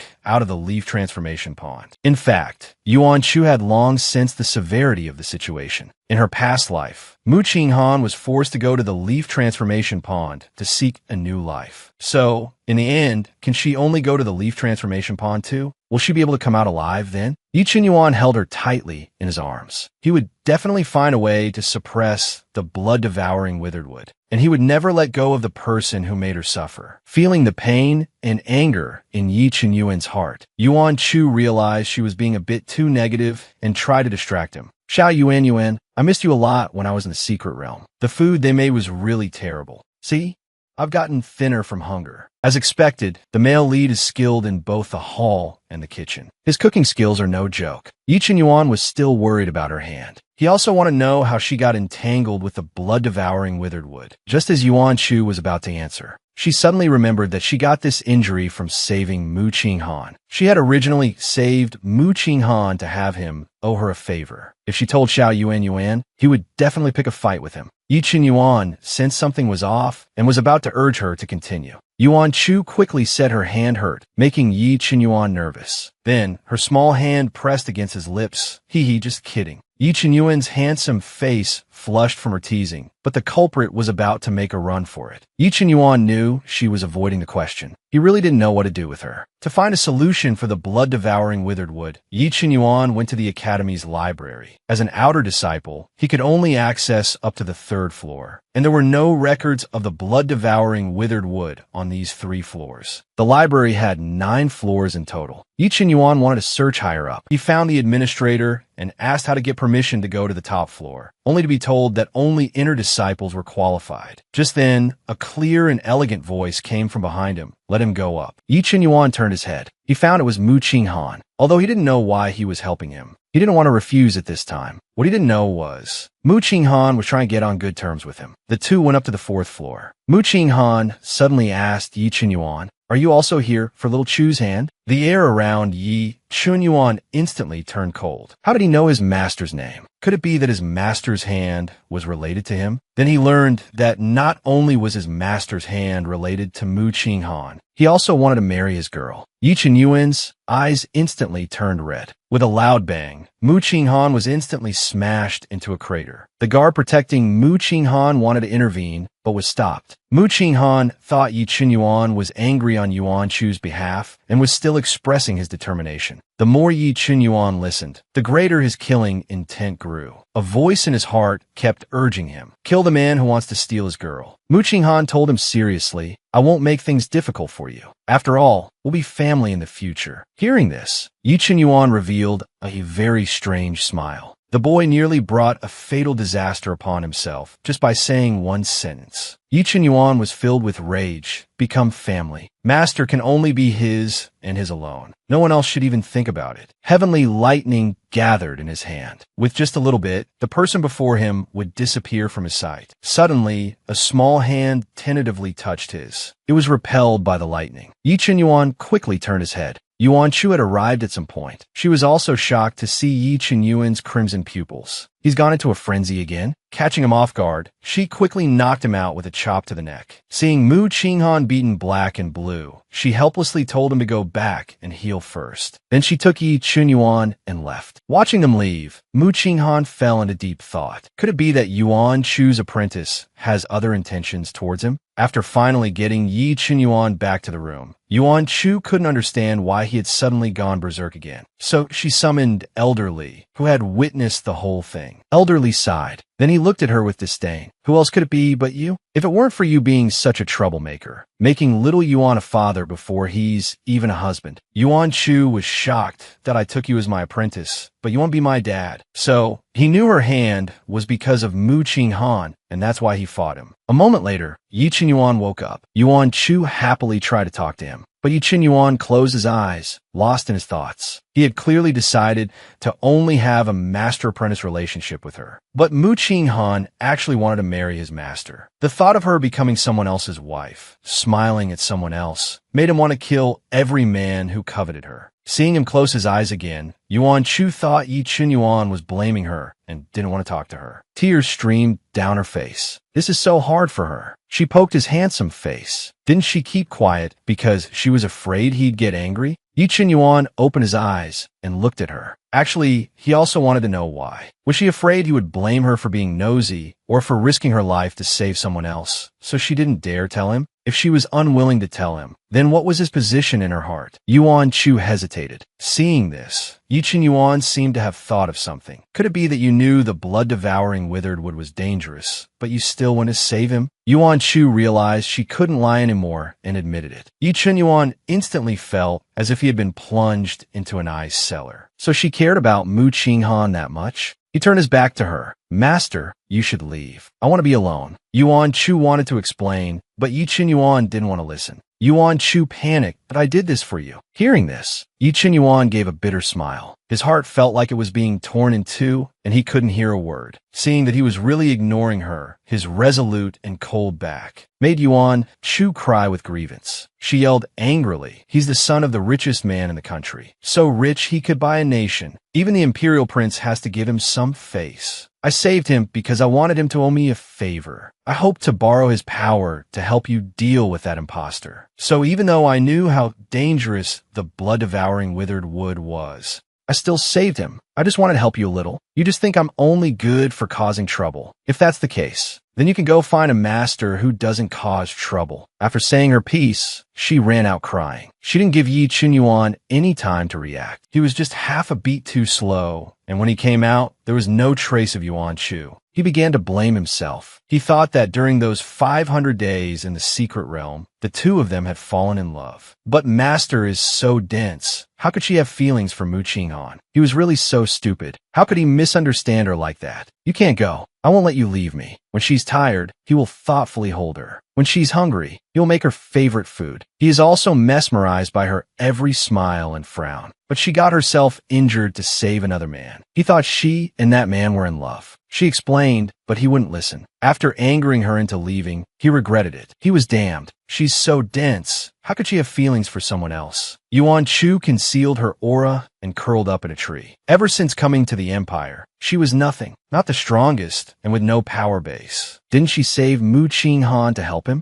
Who knew this withered would be so powerful? But after Xiao Yuanyuan found out, he not only beat up Mu Qinghan, but also gave her the cold shoulder. Her friendship with Mu Qinghan is definitely ruined. All her efforts were wasted. She doesn't want to be near Xiao Yuanyuan anymore. From under the tree came Yi Qinyuan's call. At this moment, his face was full of panic, his hair disheveled, looking terrible. Previously, using his divine sense to search through 3 floors of books had left his head throbbing and dizzy. But he couldn't stop. She was still waiting for his apology. Seeing this, Yuan Chu's heart ached, but he was really too domineering, refusing to listen to her explanation. But in the end, he was just standing up for her. Was throwing a tantrum like this going a bit too far? No, she can't be soft-hearted. She has to let him know she has a temper too. Yi Qinyuan suddenly swayed and nearly fell to the ground. Yuan Chu panicked, but forced herself to hold back. But this slight movement was caught by Yi Qinyuan. Sensing her aura, he quickly forced himself to stand up. But he felt dizzy again. Just as he was about to fall, Yuan Chu uncontrollably rushed over to support him. Seeing that the person who had thrown his heart into chaos had finally come out, Yi Qinyuan held her tightly in his arms. Master,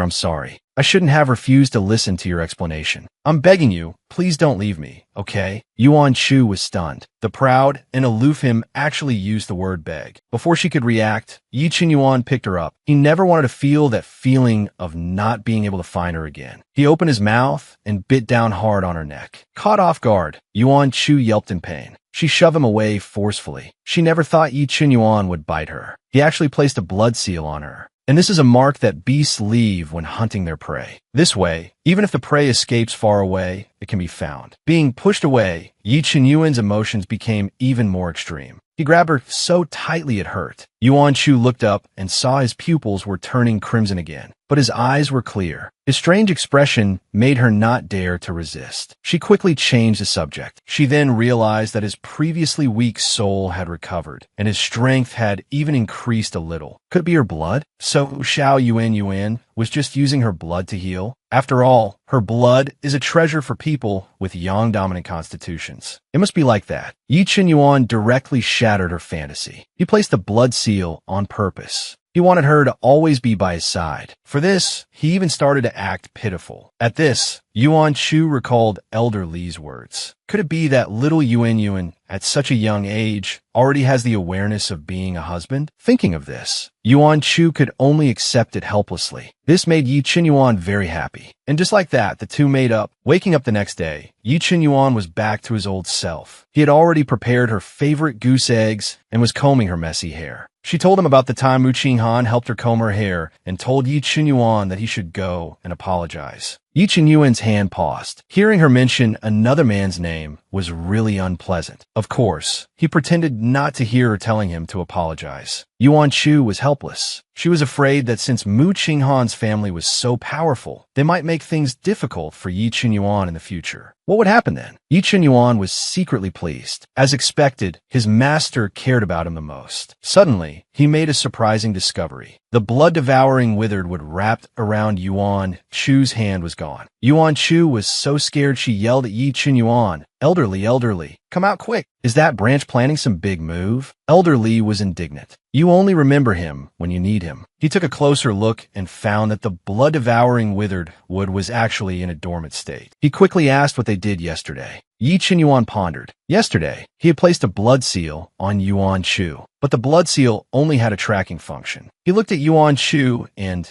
suddenly thought of something. He lifted her hand and forced the blood-devouring withered wood out, then released heavenly lightning. The blood-devouring withered wood went berserk for a moment before becoming quiet again. Yuan Chu could clearly feel it had weakened a little. Only then did she remember being zapped by electricity earlier when she tried to stop Yi Qinyuan. In other words, the nemesis of the blood-devouring withered wood is heavenly lightning. Hearing this, Yuan Chu wanted Yi Qinyuan to try zapping her. How could Yi Qinyuan dare to let her try? What if he hurt her? So he suggested separating a piece of the blood-devouring withered wood to experiment on. Just then, Yuan Chu suddenly sensed someone approaching. She quickly changed into the appearance of Brother Mu Qing. Hong Xiao came in and excitedly told Yuan Chu that the person who switched his token had been found. The girl brought her fiancé to watch the show, only to have a man confess his love to her in front of her fiancé. And this was all this woman's conspiracy. The matter of the token switch had been exposed. Guchinka's admirer, Li Xuanji, lied and claimed to like Yuan Chu in order to help Guchinka. He said he knew Brother Mu Qing was strong, so he switched his token, hoping he would get more treasures in the secret realm. This way, your strength would be exposed, and you could come to the Golden Eagle Pavilion. Then I could see you often. His words caused a huge stir. With this statement, the nature of the matter changed. It was because he had a secret crush on him and wanted to help him that he did it, but his good intentions backfired. This way, even the Academy wouldn't punish him too severely. Yuan Chu felt a chill. She didn't expect to be outmaneuvered. A smile played on her lips. He liked to ask, the tokens were only handed out an hour before entering the secret realm. How did a mere early-stage golden core cultivator switch the token from his hands, a late-stage golden core cultivator? Li Xuanji was shocked. He didn't expect Yuan Chu to be a late-stage golden core cultivator. He hastily came up with a lame LIE.AT that time. The token was hanging on your waist. You were talking to someone else and weren't paying attention, so I managed to get it. However, his words were contradictory and illogical, giving Yuan Chu an opportunity. He proposed to suppress his cultivation to the late-stage foundation establishment and fight Li Xuanji. If he could snatch the token from him, then he would believe that he was the one who stole and switched the token and not someone else. But actually, the elders didn't want this. They were still thinking of downplaying the matter. How could Yuan Chu let them have their way? He had stirred up heaven and earth in the secret realm precisely to find the mastermind. Because of this, he had even argued with Xiao Yuan. He arrogantly stated, "Look around the world. Who else is a late-stage golden core cultivator at the age of 15? With such outstanding talent, if he were to be overlooked by the Academy due to a poor investigation, and the culprit retaliated against him in secret, would the Academy be able to take responsibility?" Hearing this, the great elder could only agree. However, the second elder's face darkened. Because he was in charge of the tokens, if a problem occurred, he couldn't escape blame. So, on the grounds that Yuan Chu's physical body had the strength of a late-stage golden core, which was unfair to Li Xuanji, he demanded that he suppress his cultivation to the mid-stage foundation establishment. His words made even the students unable to listen anymore. Late-stage foundation establishment and golden core may seem like a small realm apart, but in reality, the difference is like heaven and earth, not to mention suppressing it further to the mid-stage. Yet, Yuan Chu accepted it calmly, even telling his opponent to give it his all. Li Xuanji knew that even if he won this way, he would lose all face. But for Gu Qingke, it was worth it. As soon as the duel began, Li Xuanji immediately used his ultimate move. This shameless act drew the scorn of the other students. Yuan Chu, with his cultivation suppressed to the mid